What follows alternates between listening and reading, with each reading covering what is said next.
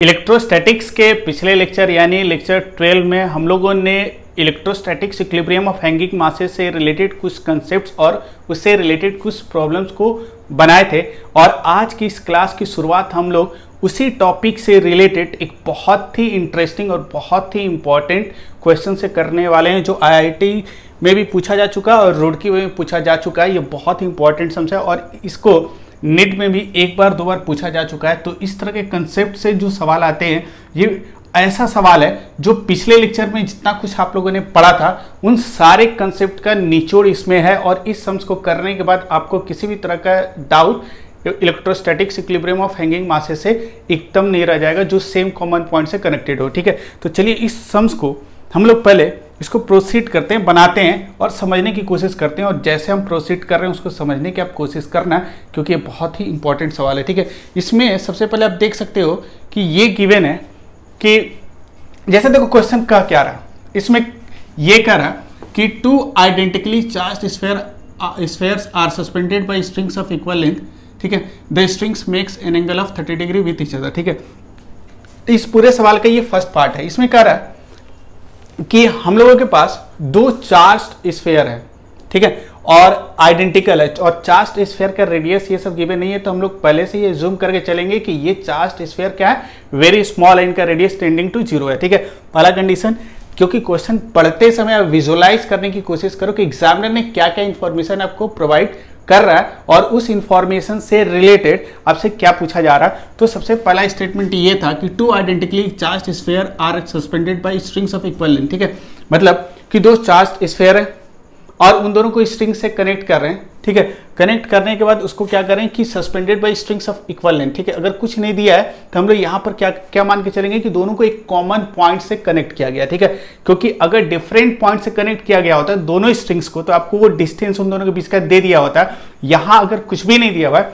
तो ये आप मानकर चलोगे कि इन दोनों को एक ही सेम कॉमन पॉइंट से कनेक्ट किया गया। ठीक है, और कह रहा है कि यहाँ पर अगर आप ध्यान से देखोगे इस क्वेश्चन में ये कह रहा है कि the strings make an angle of 30 degree with each other. इसका मतलब क्या है, कह रहा है कि वो दोनों स्ट्रिंग जो है एक दूसरे के रिलेटिव 30 डिग्री एंगल बना रहे हैं। मतलब इनिशियली मान लो कि दोनों स्ट्रिंग एक कॉमन पॉइंट से ऐसे कनेक्टेड होंगे, स्फीयर्स यहाँ और यहाँ अगर अटैच्ड होंगे तो आफ्टर सम टाइम ये 30 डिग्री एंगल बना रहा होगा, और मतलब एक दूसरे के रिस्पेक्ट में ये 30 डिग्री ये एंगल दिया हुआ है।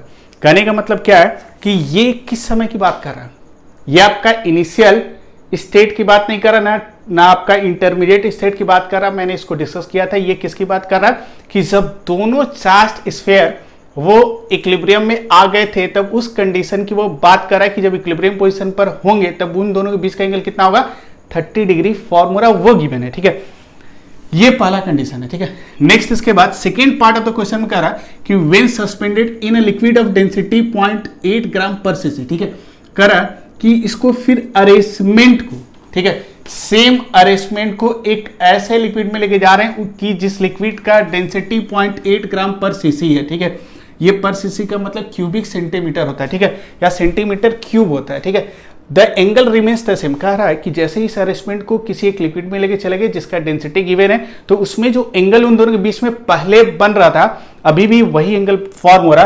तो कह रहा है कि what is the dielectric constant of the liquid, तो उस लिक्विड का डाइलेक्ट्रिक कांस्टेंट क्या है। ठीक है, तो सबसे पहले अब सोचो कि इस क्वेश्चन को प्रोसीड कैसे करोगे। तो इसको प्रोसीड करने का सबसे आसान तरीका है कि आप क्या करो कि पूरे क्वेश्चन को कुछ पार्ट में डिवाइड कर दो, उसके इंफॉर्मेशन को कुछ पीसेस में डिवाइड कर दो, कुछ पार्ट्स में डिवाइड कर दो, और एक एक पार्ट को पहले आप विजुअलाइज करने की कोशिश करो with the help of diagram, क्योंकि विदाउट डायग्राम आप इस सम्स को प्रोसीड नहीं कर पाओगे। तो सबसे पहले स्टेटमेंट में कह रहा है उसको हम लोग सबसे पहले प्लॉट करते हैं। देखो अकॉर्डिंग टू फर्स्ट स्टेटमेंट हम लोग कह सकते हैं कि एक सीलिंग ऐसे हम लोग कंसिडर कर रहे हैं, और इस सीलिंग के साथ हम लोग कर क्या रहे हैं कि यहाँ पर एक वर्टिकल लाइन ऐसे पहले बना दो, क्योंकि ये वर्टिकल लाइन की जरूरत वैसे है नहीं लेकिन जरूरत पड़ती है, इसलिए वर्टिकल लाइन हमेशा बना देना। ठीक है, और मैंने अभी आपको बताया था कि ये जो दोनों स्ट्रिंग्स होंगे, एक्चुअली ये वर्टिकल लाइन थोड़ा सा हम लोग का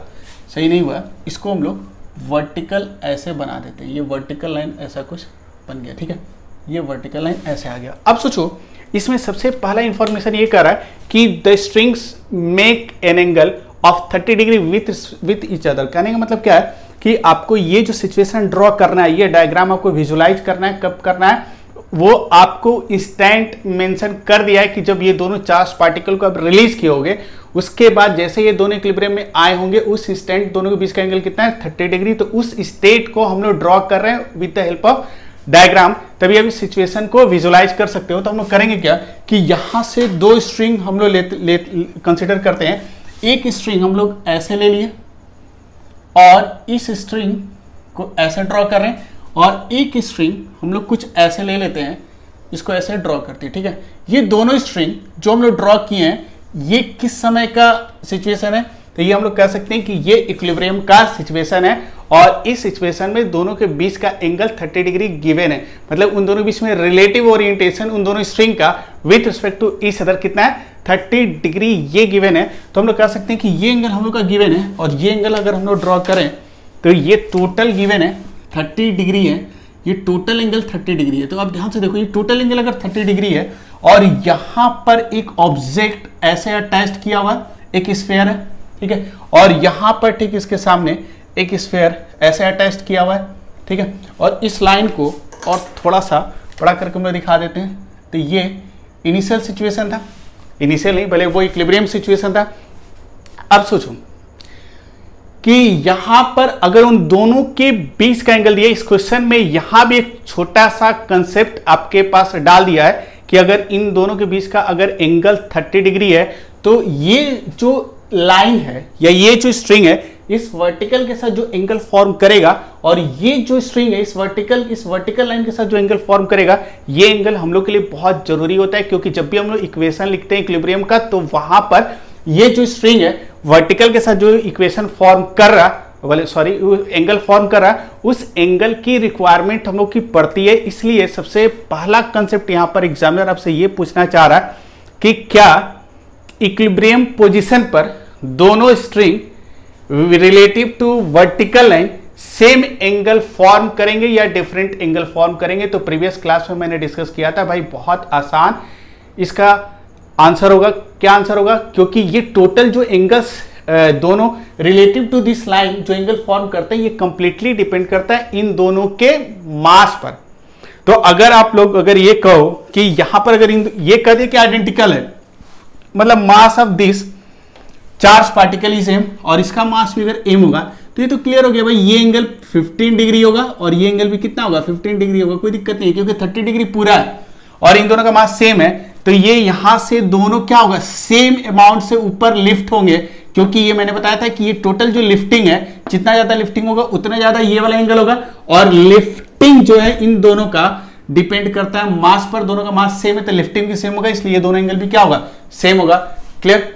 ये सिचुएशन हम लोग को पहले ड्रॉ कर लिए, ठीक है। नेक्स्ट इसके बाद हम लोग करते क्या है कि नेक्स्ट पार्ट ऑफ इंफॉर्मेशन में इंटर करने से पहले सबसे पहले हम लोग करेंगे क्या कि पहले इस सिचुएशन में, मतलब इनिशियली अगर उसको लिक्विड में ले जा रहे हैं, सेकेंड इंफॉर्मेशन में कह रहा है कि इस अरेंजमेंट को कहां लेके जा रहे हैं, एक लिक्विड में हम लोग लेके जा रहे हैं।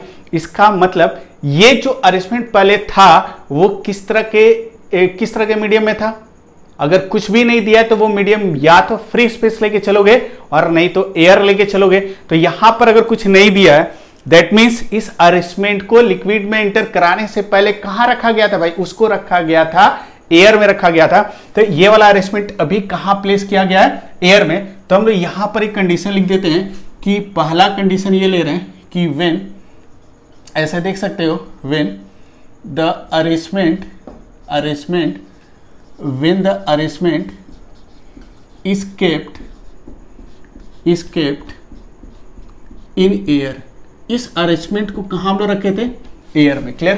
पहला ये कंडीशन ये था, ये नहीं गिवन था भाई, और तो कुछ नहीं दिया था। अब सोचो करना क्या है कि ये सारा कुछ हम लोग को पता चल गया। अब यहां से हम लोग कोशिश करते हैं सेकेंड मीडियम में इस अरेंजमेंट को ले जाने से पहले, सबसे पहले हम लोग कोशिश करेंगे कि जितना पॉसिबल इक्वेशन है रिलेटेड टू दिस अरेंजमेंट वो इक्वेशन लिखने की कोशिश करेंगे। और रिलेशन मतलब मैथमेटिकल इक्वेशन जो हम लोग लिखते हैं, तो मैंने आपको बताया था कि अगर इस तरह का अरेंजमेंट आएगा तो कुछ इक्वेशंस आते हैं इक्विलिब्रियम से रिलेटेड, फोर्स का इक्वेशन आता है, और कुछ इक्वेशंस आते हैं ज्योमेट्री से रिलेटेड। तो सबसे पहले इक्विलिब्रियम का इक्वेशन लिखोगे तो इक्विलिब्रियम का इक्वेशन, दो पार्टिकल है तो दो इक्वेशन आएगा, लेकिन दोनों आइडेंटिकल है इसलिए दोनों का इक्विलिब्रियम का इक्वेशन क्या आएगा, सेम आएगा। इसलिए इस तरह के अरेंजमेंट में जब mass of the particle same होता है तब उसमें हम लोग इक्विलिब्रियम का इक्वेशन किसी एक पार्टिकल को कंसिडर करके ही लिखते हैं, कोई और दूसरा पार्टिकल कंसिडर नहीं करते हैं, क्योंकि दोनों से सेम आइडेंटिकल इक्वेशन आएगा। दोनों का अगर मास डिफरेंट होता तब दोनों का इक्विलिब्रियम का इक्वेशन लिखना होता है। ये मैंने पिछले लेक्चर में डिस्कस कर दिया था, ठीक है। अब चलो इक्वेशन लिखते हैं। तो इक्वेशन लिखने के लिए मैंने आपको कुछ बताया था कंसेप्ट, और इक्वेशन कैसे लिखते हैं। तो सबसे पहले आप करो क्या, किसी एक सिस्टम ले लो। हम अगर इसी को सिस्टम ले लेते भाई, ठीक है, क्योंकि इसका बीडी यहाँ ड्रॉ करना आसान होगा, ठीक है। तो देखो सबसे पहले क्या करोगे, इसको हमको पता है कि इस पर एक वेट लगता है और यह वेट mg ऐसे नीचे लगेगा, एक फोर्स तो इधर लगेगा। नेक्स्ट इसके बाद देखोगे एक वेट mg इधर नीचे लग रहा है। नेक्स्ट और बताओ कौन कौन सा फोर्स लगेगा, एक तो वेट mg नीचे लगेगा, और हम लोग को अच्छी तरह से पता है कि एक वेक्टर ये वाला जो चार्ज पार्टिकल है इस पर एक फोर्स एक्सर्ट करेगा, और इस फोर्स का डायरेक्शन इधर कुछ होगा, क्योंकि दोनों का नेचर क्या है, चार्ज का नेचर सेम है। इसको हम लोग कहेंगे this force is called electrostatic force, और ये वाला जो फोर्स आएगा दिस इज कॉल्ड mg। और इस चार्ज पार्टिकल पर क्या और कोई फोर्स एक्ट करेगा, तो ऑब्वियस सी बात है ड्यू टू दिस स्ट्रेन इस चार्ज पार्टिकल पर एक टेंशन एक्ट करेगा एट दिस इक्विलिब्रियम पोजीशन, और ये जो टेंशन आएगा अवे फ्रॉम दिस पार्टिकल ऐसा कुछ आएगा। टेंशन को हम लोगों ने ड्रॉ कर दिया, ये क्या आ जाएगा, टेंशन आ जाएगा।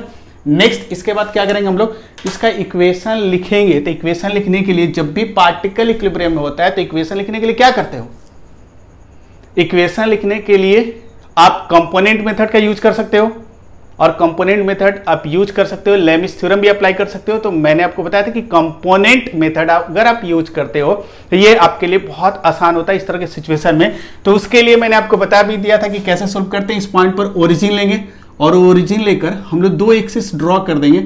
एक जो एक्सिस आएगा हम लोग का वो वाई एक्सिस आ जाएगा, इधर ले लेंगे, और इधर क्या ले लेंगे, एक्स एक्सिस इस तरफ ले लिए। ये हम लोग का कौन सा एक्सिस हो गया भाई, एक्स एक्सिस ले लिए, ठीक है, एक्स और वाई एक्सिस ले लिए। नेक्स्ट इसके बाद हम लोग क्या करते हैं कि सारे वेक्टर को चेक करते हैं। बीडी बनाने के बाद एक्स और वाई एक्सिस लेते हैं, फिर इसके बाद क्या करते हैं भाई, इसके बाद हम लोग चेक करते हैं कि जो वेक्टर एक्स और वाई के लॉन्ग नहीं होगा उसको कंपोनेंट में ब्रेक करेंगे। तो ये एंगल 15 है, तो ये एंगल कितना हो जाएगा 15। तो ये टी का दो कंपोनेंट आएगा, एक तो इसके हीट से प्रोजेक्शन यहाँ ले लेंगे, तो यहाँ से जो प्रोजेक्शन आएगा ये कुछ इस तरह आएगा, ठीक है, इस तरह कुछ आ जाएगा। इसका एक कंपोनेंट इधर आ जाएगा, और ये जो कंपोनेंट होगा दिस इज कॉल्ड टी। ये साइन होगा क्योंकि जिधर एंगल फॉर्म होगा, क्योंकि देखो ये टेंशन टी है, ये टेंशन टी है, तो यहाँ से प्रोजेक्शन डाल दिए तो ये वाला जो वेक्टर आएगा जिधर एंगल फॉर्म होता है, जो एंगल फॉर्म होता है इधर क्या होता है टी कॉस 15 डिग्री, और इधर आ जाएगा T sine 15 degree. Clear. Next इसके बाद इक्वेशन कैसे लिखते हो, इक्वेशन लिखने के लिए हम लोग क्या करेंगे, एक एक्स का इक्वेशन आएगा, एक्स एक्सिस के इक्वेशन क्या लिखोगे कि ये एक्स एक्सिस के अलॉन्ग अगर ये इक्विलिब्रियम में होगा that means net force along x axis क्या आएगा, 0 आएगा। y के अलॉन्ग भी नेट फोर्स क्या आएगा, 0 आएगा। तो x के अलॉन्ग अगर नेट फोर्स 0 करोगे तो this vector and this vector एक दूसरे को क्या करेगा, इक्वेट करेगा, मतलब दोनों का लेंथ क्या आएगा, इक्वल आएगा। तो डायरेक्ट लिख सकते हैं t sine 15 degree equals to, एक इक्वेशन आ गया एफ ई आ गया, ठीक है। And second equation t cos 15 degree, ये कितना आ जाएगा, mg आ जाएगा। ये हम लोग का फर्स्ट इक्वेशन, सेकेंड इक्वेशन, और यहां से tan 15 डिग्री हम लोग को मिल जाएगा, ये आ जाएगा F E by M G आ जाएगा। देख लो कोई दिक्कत, ये वाला इक्वेशन आ गया। बहुत लोग कहेंगे सर इतना कुछ करने की जरूरत तो थी नहीं, क्योंकि डायरेक्ट अगर हम लोग ये इक्वेशन हम लोग को याद रहेगा तो इसको डायरेक्ट भी तो लिख सकते हैं। यहां से आप डायरेक्ट तो लिख दिए, लिख सकते हो, कोई दिक्कत नहीं। मैंने आपको एक दो सम्स में डायरेक्ट लिखकर बताया भी था, लेकिन मैंने आपको इसलिए ये प्रोसीड्यूर करके दिखाया क्योंकि आप अपने दिमाग से मत निकालना, क्योंकि शॉर्टकट बहुत जगह काम में नहीं आता है। क्योंकि अगर ये जो प्रोसीड्यूर है इसको अगर आप ध्यान में रखते हो तो इसी के थ्रू बनाना है, क्योंकि इस सवाल में बताते हैं आपको कि थोड़ा सा चेंजेस कहां पर आएगा अगर ये कंसेप्ट अगर अप्लाई नहीं करोगे। डायरेक्ट अगर ये इक्वेशन लिख सकते हो तो अगर लिखोगे तो दिक्कत होगी आपको। अगर बहुत अच्छे लेवल के सवाल बनते हैं या सम्स बनते हैं तो वहां दिक्कत होती है, इसलिए आप डायरेक्ट ये वाला अप्लाई मत करना, ठीक है। अच्छा आप देखो, अब आते हैं next part of the information पर, ठीक है। नेक्स्ट पार्ट कर रहा है कि when suspended in a liquid of density this, ठीक है। तो ये कर रहा है कि एक लिक्विड है जिसका डेंसिटी, तो सबसे पहले हम लोग कुछ इंफॉर्मेशन लिख लेते हैं कि डेंसिटी ऑफ द लिक्विड हम लोग का गिवन है। डेंसिटी ऑफ द लिक्विड ये आपका गिवन है, कितना दिया हुआ है, ये दिया हुआ है आपका 0.8 ग्राम पर सेंटीमीटर क्यूब। सीसी का मतलब होता है पर सेंटीमीटर क्यूब, ठीक है। और इसको केजी में जब कन्वर्ट करोगे तो ये 800 केजी पर मीटर क्यूब, क्योंकि हमको इस यूनिट का यूज ज़्यादा पड़ेगा, ठीक है। तो अगर ये ग्राम में लिखोगे तो इतना आएगा, केजी में लिखोगे तो इतना आ जाएगा, ठीक है। नेक्स्ट हम लोग डेंसिटी ऑफ सॉलिड जो गिवन है या स्फीयर है वो गिवन है। ये डेंसिटी कितना गिवन है, ये गिवन है 1.6 है, चलिए ये 1.6 है, तो 1.6 ग्राम पर सेंटीमीटर क्यूब, और इसको जब लिखोगे तो ये 1600 केजी पर मीटर क्यूब आ जाएगा, ठीक है। इसको हमने इसमें कन्वर्ट कर लिया, ठीक है। ये दो इंफॉर्मेशन गिवन है और एंगल गिवन था। और उसके बाद क्या कर रहा कि इस अरेंजमेंट को उठाकर हम कहाँ लेके चले जा रहे हैं भाई, लिक्विड में लेके चले जा रहे हैं। तो अब मेरे ख्याल से ये क्वेश्चन आप लोगों ने नोट कर लिया होगा, और नहीं तो पॉज करके नोट कर लेना, क्योंकि क्वेश्चन से जो जो इंफॉर्मेशन चाहिए था सारा इंफॉर्मेशन हम लोग को मिल गया, ठीक है। अब देखो इसको हम लोग कहाँ लेके चले जाते हैं, इस अरेंजमेंट को हम लोग कह सकते हैं कि व्हेन द अरेंजमेंट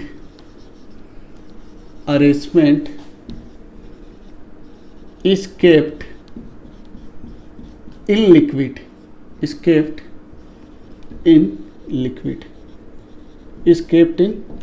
ठीक है। उस लिक्विड में रख देते हैं, ठीक है। तो रखने के बाद ये जो पूरा अरेंजमेंट है इसको एक बार हम लोग ड्रॉ करते हैं, तो ये कुछ ऐसा आएगा।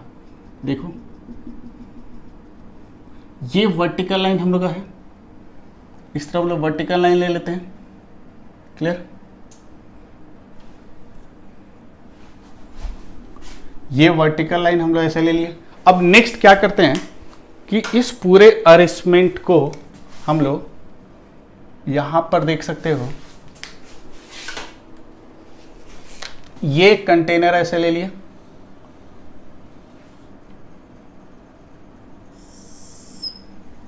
और इस कंटेनर के अंदर इस लिक्विड को रख देते हैं। जो लिक्विड हम लोग को जरूरत थी, उस जो लिक्विड गिवन है उसको प्लेस कर देते हैं, ठीक है। ये लिक्विड हम लोग इस तरह प्लेस कर दिया, इस तरह हम लोगों ने इसको लिक्विड के अंदर रख दिया, देख लो कोई दिक्कत, ठीक है। और जो अरेंजमेंट हम लोग का है, कुछ अरेंजमेंट ऐसा हो जाएगा, यहां से इस तरह, यहां से इस तरह, ठीक है। और कह रहा है कि ये जो अरेंजमेंट है जैसे इसको शिफ्ट कर दिए, तो शिफ्टिंग हम लोग कहाँ किया भाई, इस पूरे अरेंजमेंट को शिफ्ट कर दिया लिक्विड में, ठीक है। अच्छा, लिक्विड में शिफ्ट करने के बाद कुछ इंफॉर्मेशन आपको दिया था। इंफॉर्मेशन ये दिया था कि ये एंगल अभी भी 15 डिग्री है और ये एंगल भी क्या है, 15 डिग्री है, ठीक, क्योंकि दोनों के बीच का एंगल क्या है, अभी भी वही है, ठीक है। अब सोचो कि जैसे इसको हम लोगों ने यहां पर शिफ्ट किया, तो शिफ्ट करने के बाद एंगल सेम वही है, लेकिन अब सोचो कि क्या ऐसा हो सकता है कि जब उस अरेंजमेंट को एयर से उठाकर अगर हम लोग लिक्विड में रखेंगे, तो ये पॉसिबिलिटी है कि वो एंगल सेम रहेगा या चेंज होना चाहिए। क्वेश्चन में तो बोल दिया कि भाई सेम रहेगा, तो अगर हम लोग चेक करें कि क्या जैसे इसको मीडियम चेंज करेंगे तो ये एंगल तो चेंज होना चाहिए था भाई। आप कहोगे कैसे चेंज होना चाहिए, तो हम लोगों के पास एक इक्वेशन है, और ये इक्वेशन हम लोग के पास है। ये इक्वेशन हम लोगों ने निकाला है कि tan 15 डिग्री, अगर आप ध्यान से देखो tan 15 डिग्री कितना आ रहा, Fe/mg आ रहा, ठीक है, क्लियर, यही ना आ रहा। ये जो एंगल आ रहा है जो वर्टिकल के साथ बना रहा है, Fe कितना आ रहा, mg आ रहा, ठीक है। अगर आपसे कोई पूछे कि जैसे मीडियम चेंज करोगे तो ये एंगल जो था, ठीक है, ये एंगल 15, अगर मान लो कि ये जैसे, अब सोचो ध्यान से हो क्या रहा है कि व्हेन जैसे इसको हम लोग शिफ्ट किए, तो शिफ्ट करने के बाद आप ध्यान से देखो, आप अगर सोचोगे इस सिचुएशन को, क्योंकि जहां भी कुछ टर्निंग क्वेश्चन में दिखे, एग्जामिनर ने टर्निंग क्या किया, मीडियम को चेंज कर दिया, तुरंत आपका दिमाग थोड़ा सा वहां पर घूमना चाहिए कि अगर उसने मीडियम को चेंज किया तो ड्यू टू चेंज क्या क्या अफेक्ट हो सकता है उस सिस्टम से रिलेटेड पैरामीटर्स। कहने का मतलब क्या है कि इस सिस्टम से रिलेटेड पैरामीटर्स क्या है, 3 फोर्स है, FE है, TA और MG है, ठीक है, यही ना 3 फोर्स है, जो भी चेंज जाएगा इसी में आएगा। तो जैसे एग्जामिनर ने कहा कि उस अरेंजमेंट को एक दूसरे मीडियम में रखा जा रहा है, तुरंत वहीं पर आपके दिमाग में यह बात आनी चाहिए कि ऑब्वियस ही बात है कि मीडियम चेंज होने से कि सम फिजिकल क्वांटिटी या some vectors related to the system must be changes, जरूर कुछ ना कुछ चेंज करेगा, तभी तो कह रहा है कि एंगल सेम रहेगा। लेकिन अगर हम ध्यान से देखें, अगर हम लोग अपने से एनालिसिस करें, क्योंकि इस क्वेश्चन को डायरेक्ट नहीं बनाना है, हम लोग जैसे तैसे नहीं बनाना है, आपको सोचने का तरीका मैं बता रहा हूं कि आप कैसे सम्स को सोचोगे, एग्जामिनर कहां पर चेंजेस करता है क्वेश्चन में, और वहां आप कैसे लॉजिकली सोच सकते हो, ठीक है। तो जैसे आपको यहां दिखा कि भाई एग्जामिनर कह रहा है कि यहां पर एग्जामिनर कह रहा है कि मीडियम चेंज कर रहा है, क्या कर रहा है, चेंज इन मीडियम हो रहा है। एग्जामिनर ने ये इंफॉर्मेशन दे दी, एग्जामिनर ने क्या इंफॉर्मेशन दे दिया कि चेंज इन मीडियम हो रहा है। तो आप सोच के देखो, अगर चेंज इन मीडियम हुआ तो आपका थोड़ा सा अगर फिजिक्स का नॉलेज है तो आप सोचोगे, या इलेक्ट्रोस्टैटिक्स का नॉलेज है कि अगर चेंज इन मीडियम करेंगे तो ये 3 फैक्टर जो हम लोग के पास है, इन तीनों में से क्या चेंज करेगा। तो आपको ये वाला जो फोर्स दिख रहा है, ये कौन सा फोर्स है, इलेक्ट्रोस्टैटिक फोर्स है। ये कौन सा फोर्स है, इलेक्ट्रोस्टैटिक फोर्स है। और तुरंत आपको पता चल गया कि या जैसे उसको मीडियम में शिफ्ट करेंगे तो मीडियम चेंज होने से ये वाला जो वेक्टर है, मतलब उस सिस्टम से रिलेटेड ये जो फिजिकल क्वांटिटी है, डेफिनेटली मीडियम चेंज होने से उस फैक्टर को चेंज होना होगा, क्योंकि electrostatic force is medium dependent. और जैसे आप एयर से किसी और मीडियम में लेके जाते हो और उस मीडियम का डाइलेक्ट्रिक कांस्टेंट K हो, तो एयर में अगर फोर्स का वैल्यू F है तो उस मीडियम में ले जाने पर फोर्स का वैल्यू कितना होता है। मैंने आपको पढ़ाया भी था पिछले कुछ लेक्चर्स में, स्टार्टिंग के लेक्चर में, कि फोर्स का वैल्यू F/K हो जाता है, 1/K टाइम्स रिड्यूस हो जाता है। कहने का मतलब क्या है कि तुरंत आपके दिमाग में एक इमेज आ गया, या जैसे एग्जामिनर ने कहा कि चेंज इन मीडियम, तो जैसे वो कह रहा है कि change in medium, that means आप तुरंत यहां पर आपके दिमाग में स्ट्राइक करेगा, दैट मीन्स उसका ये कहना है कि वहां जो चेंज इन इलेक्ट्रोस्टैटिक फोर्स होगा, क्या होगा भाई, यहां आप कह सकते हो कि चेंज इन इलेक्ट्रोस्टैटिक फोर्स होगा। और चेंज होगा तो वो क्या, इसका कोई मैथमेटिकल इक्वेशन है मेरे पास, तो हम लोग को पता है कि चेंज जो होता है उसका एक मैथमेटिकल इक्वेशन है कि जैसे लेके जाएंगे तो ये वाला जो इलेक्ट्रोस्टैटिक फोर्स है वो Fe/K टाइम्स हो जाएगा, मतलब Fe/K हो जाएगा। पहले कितना था, इसमें Fe था, लेकिन जैसे इसमें लेके जाओगे तो ये चार्ज पार्टिकल इस पर जो इलेक्ट्रोस्टैटिक फोर्स एग्जर्ट करेगा इन इक्विलिब्रियम पोजीशन, और कह रहा है कि इसमें भी ले जाने के बाद, इसमें भी ले जाने के बाद वो पूरा अरेंजमेंट इक्विलिब्रियम में है, वो पूरा का पूरा अरेंजमेंट क्या इक्विलिब्रियम में है। दैट मींस कह सकते हो कि इस एट दिस सिचुएशन यहां पर जो इलेक्ट्रोस्टैटिक्स फोर्स है उसका वैल्यू डेफिनेटली रिड्यूस होगा। इसमें हम लोग कुछ नहीं कर सकते हैं, क्योंकि इलेक्ट्रोस्टैटिक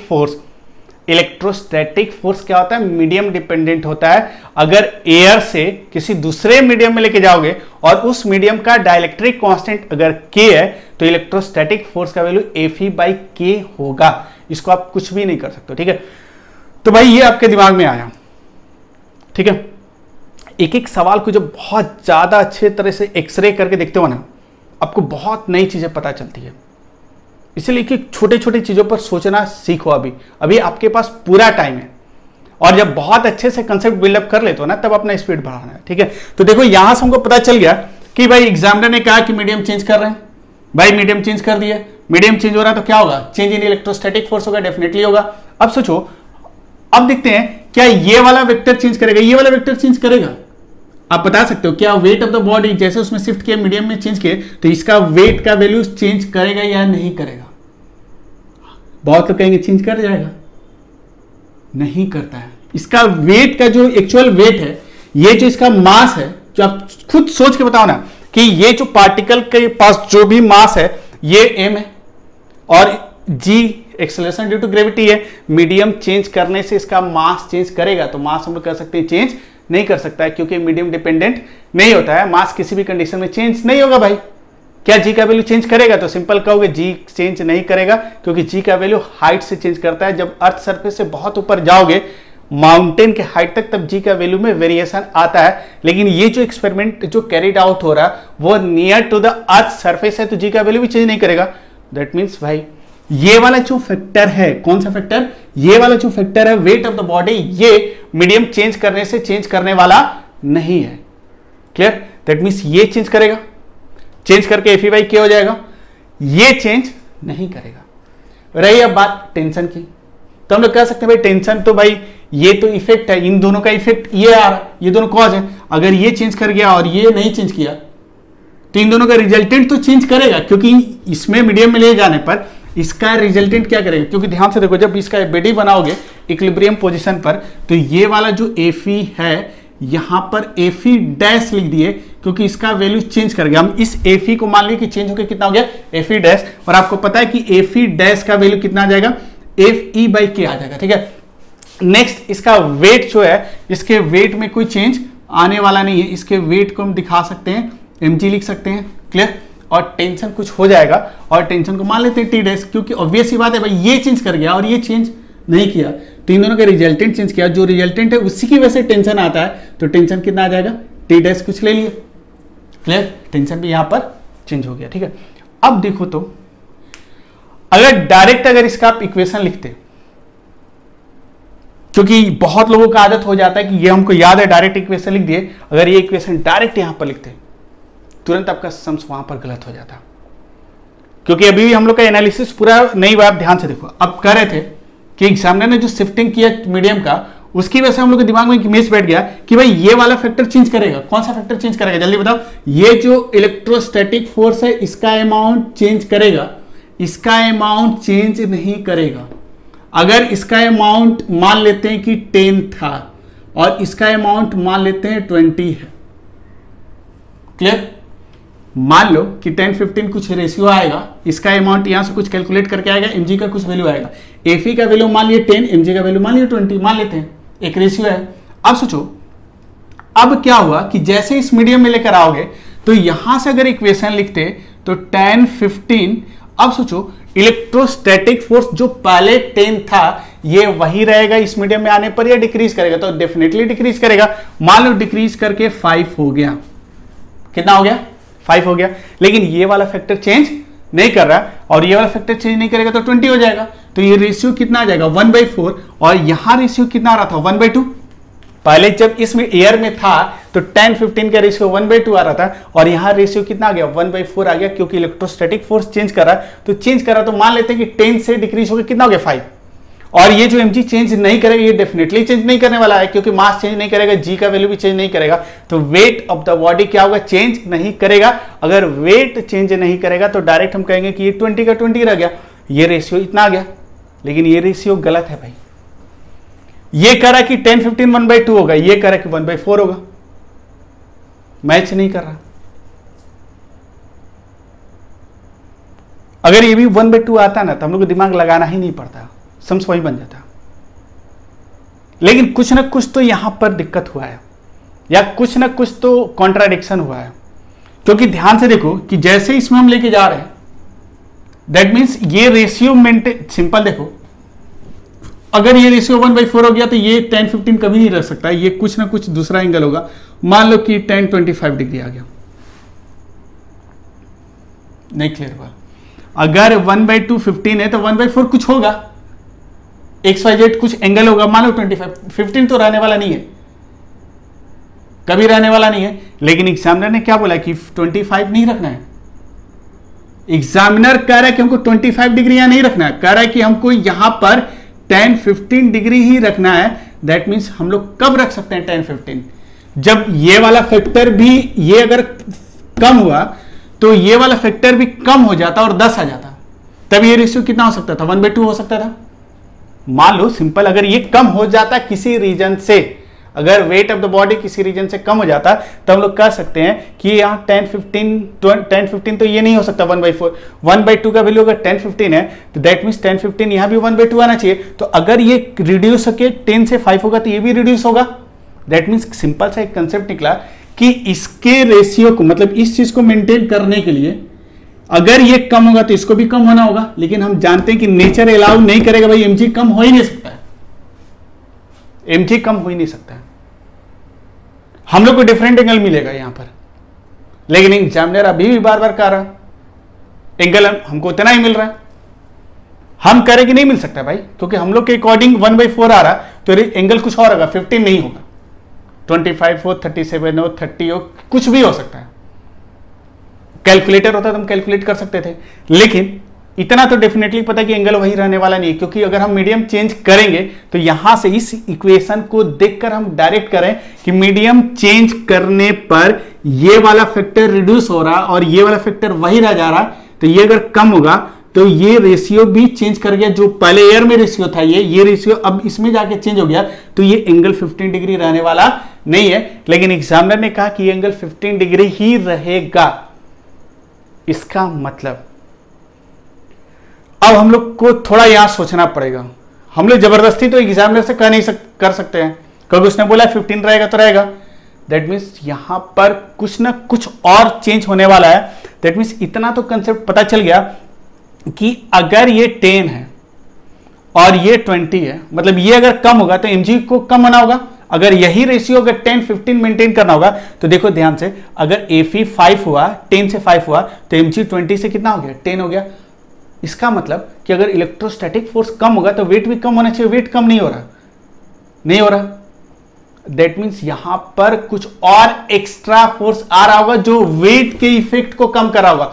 वेट किधर है, नीचे है भाई, वेट नीचे लग रहा है। दैट मीन्स जैसे इसको मीडियम शिफ्ट किए होंगे तो मीडियम शिफ्ट करने पर इस ऑब्जेक्ट पर डेफिनेटली हम इस मैथमेटिकल एनालिसिस से करें, फिजिक्स के नॉलेज से भी बता सकते थे, लेकिन हम मैथमेटिकल एनालिसिस से कर रहे हैं कि यहां पर डेफिनेटली एक वेक्टर और लग रहा होगा। इस पॉइंट, इस सिस्टम पर एक वेक्टर और लग रहा होगा जो mg के इफेक्ट को क्या कर रहा होगा, कम कर रहा होगा इस मीडियम में शिफ्ट करने की वजह से। और वो इफेक्ट क्या होता है, तो वो इफेक्ट शायद आप लोगों ने पढ़ा होगा, थोड़ा बहुत आइडिया अगर होगा तो इस इफेक्ट को हम लोग कहते हैं कि जैसे इसको शिफ्ट करोगे तो शिफ्ट करने पर ये जो ऑब्जेक्ट है इस पर एक फोर्स ऊपर की तरफ लगता है। इस फोर्स को हम लोग कहते हैं B का मतलब this force is called buoyant force. इसको हम लोग क्या बोलते हैं, बायंट फोर्स, और इसको हम लोग कह सकते हैं बायंसी। एकदम सही से समझो, बहुत आसान चीज है।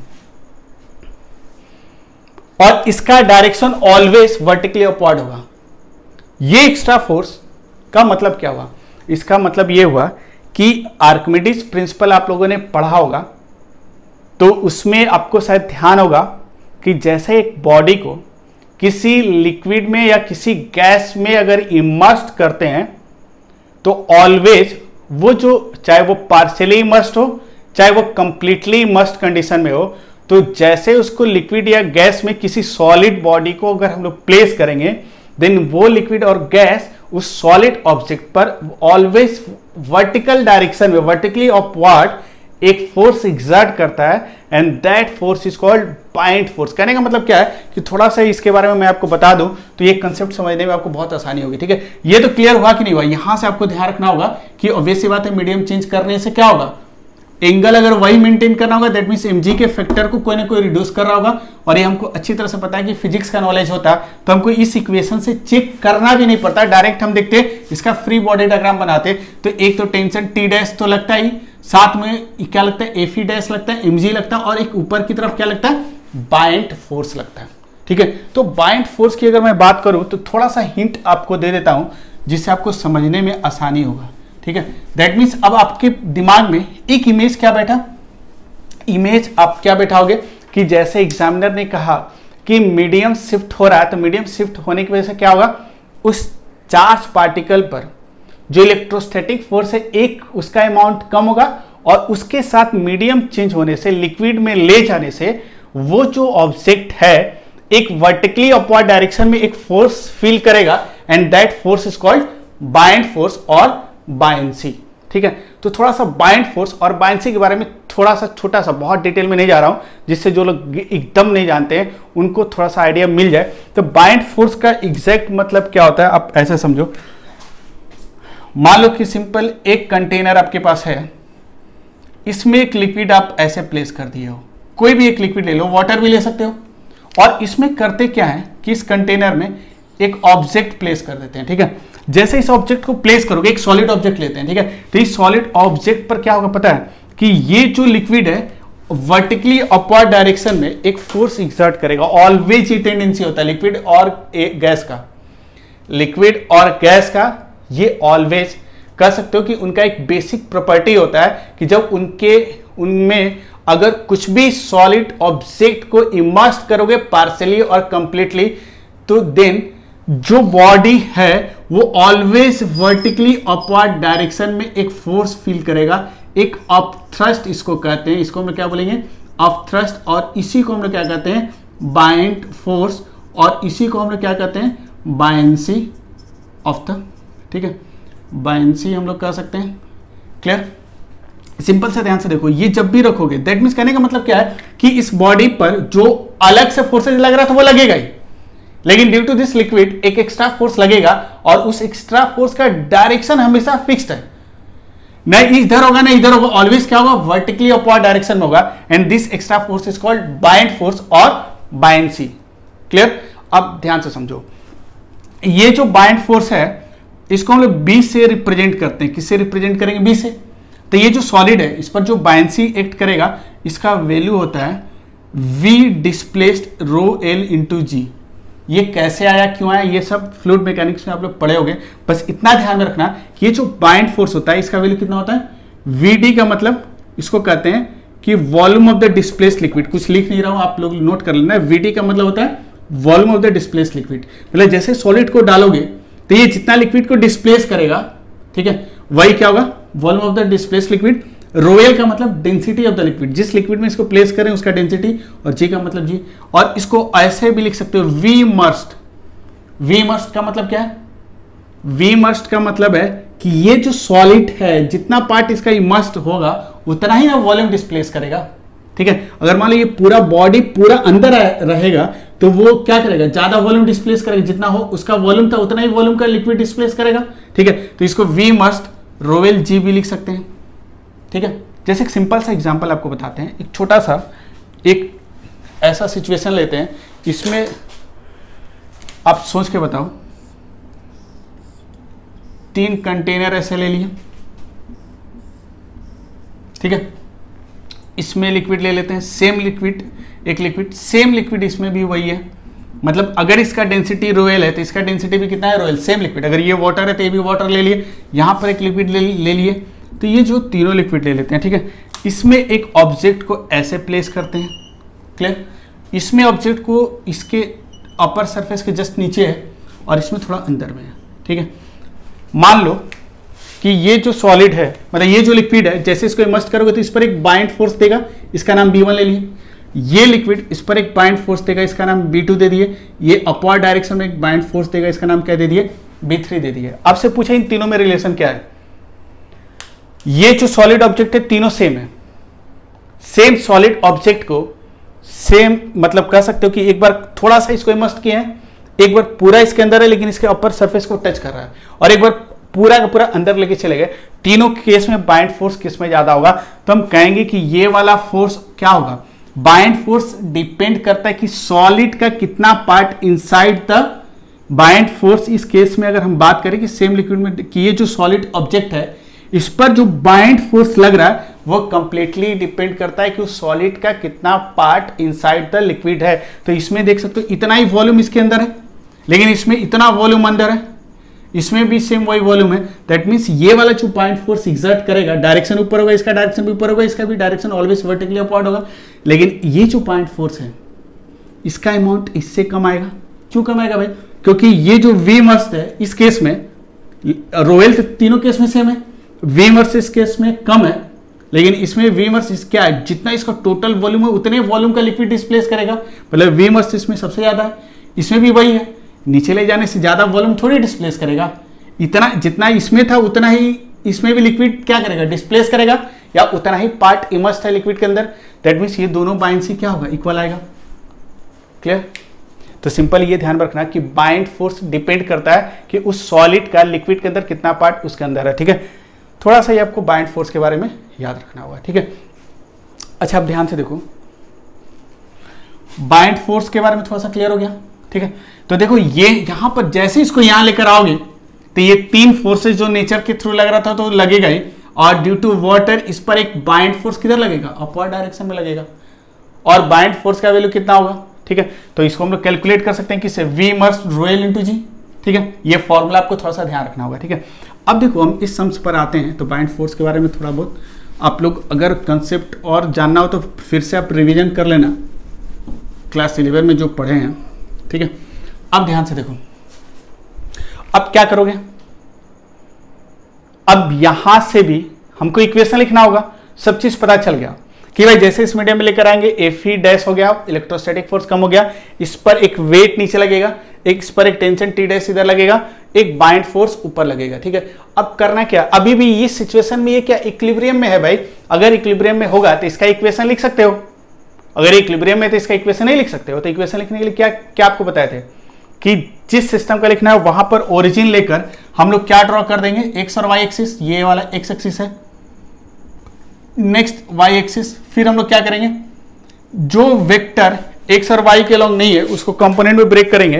तो आप देख सकते हो कि यहां पर ये जो हम लोग के पास जो टी डैश है ये एक्स वाई के लॉन्ग नहीं है, तो ये 15 है, तो ये कितना हो जाएगा 15, इसका एक कंपोनेंट इधर आ जाएगा, ये वाला कंपोनेंट हो जाएगा टी कॉस 15, और इधर एक कंपोनेंट आ जाएगा टेंशन का, इसको हम लोग बोलेंगे टी साइन 15, कंपोनेंट में ब्रेक कर दिए। अब दो एक्सिस का इक्वेशन लिखना है, किसका किसका इक्वेशन लिखोगे, एक इक्वेशन एक्स का आएगा, एक्स का क्या आएगा, एक्स के लॉन्ग नेट फोर्स कितना आएगा भाई 0 आएगा, तो एक्स के एक्सिस का इक्वेशन लिखोगे, तो एक्स एक्सिस का इक्वेशन लिखे हम लोग, तो F x along x axis ये कितना है, टोटल वेक्टर समेशन कितना आएगा 0। दैट मीन्स ये वाला वेक्टर और ये वाला वेक्टर एक दूसरे को क्या करेगा, बैलेंस करेगा। तो हम लोग डायरेक्ट लिख सकते हैं देयरफॉर एफ ई डैश, या सिंपल ऐसे लिख सकते हो tan 15 equals to F E dash, कोई दिक्कत, सॉरी यार, टी साइन 15 होगा ना, टी साइन 15 इक्वल टू कितना हो जाएगा F E dash, and second equation जो आएगा वर्टिकल डायरेक्शन का लिख सकते हो। वर्टिकल डायरेक्शन का क्या लिखोगे, वर्टिकल डायरेक्शन में देखो कितना फोर्स लग रहा है, एक फोर्स नीचे लग रहा है लेकिन दो फोर्स ऊपर लग रहा है, एक तो बाइंड फोर्स अलग से लग रहा है और टी कॉस 15 भी लग रहा है। दैट मीन्स कह सकते हो कि वर्टिकल डायरेक्शन में एक बी ऊपर लग रहा है, टी कॉस 15 ऊपर लग रहा है और एक नीचे लग रहा है। तो हम लोग लिखेंगे and for Y axis equation क्या आएगा, वाई एक्सिस के लिए इक्वेशन आ जाएगा कि एफ वाई मतलब वाई एक्सिस के लॉन्ग नेट फोर्स कितना आएगा 0। तो 0 आने का मतलब क्या होगा, वर्टिकली अपवर्ड डायरेक्शन में जो वेक्टर होगा वो नीचे वाले वेक्टर को क्या करेंगे, बैलेंस करेंगे। तो ऊपर की तरफ कौन कौन सा है, ऊपर की तरफ देखोगे तो एक बाइंड फोर्स है और उसके साथ क्या है टी कॉस 15 है।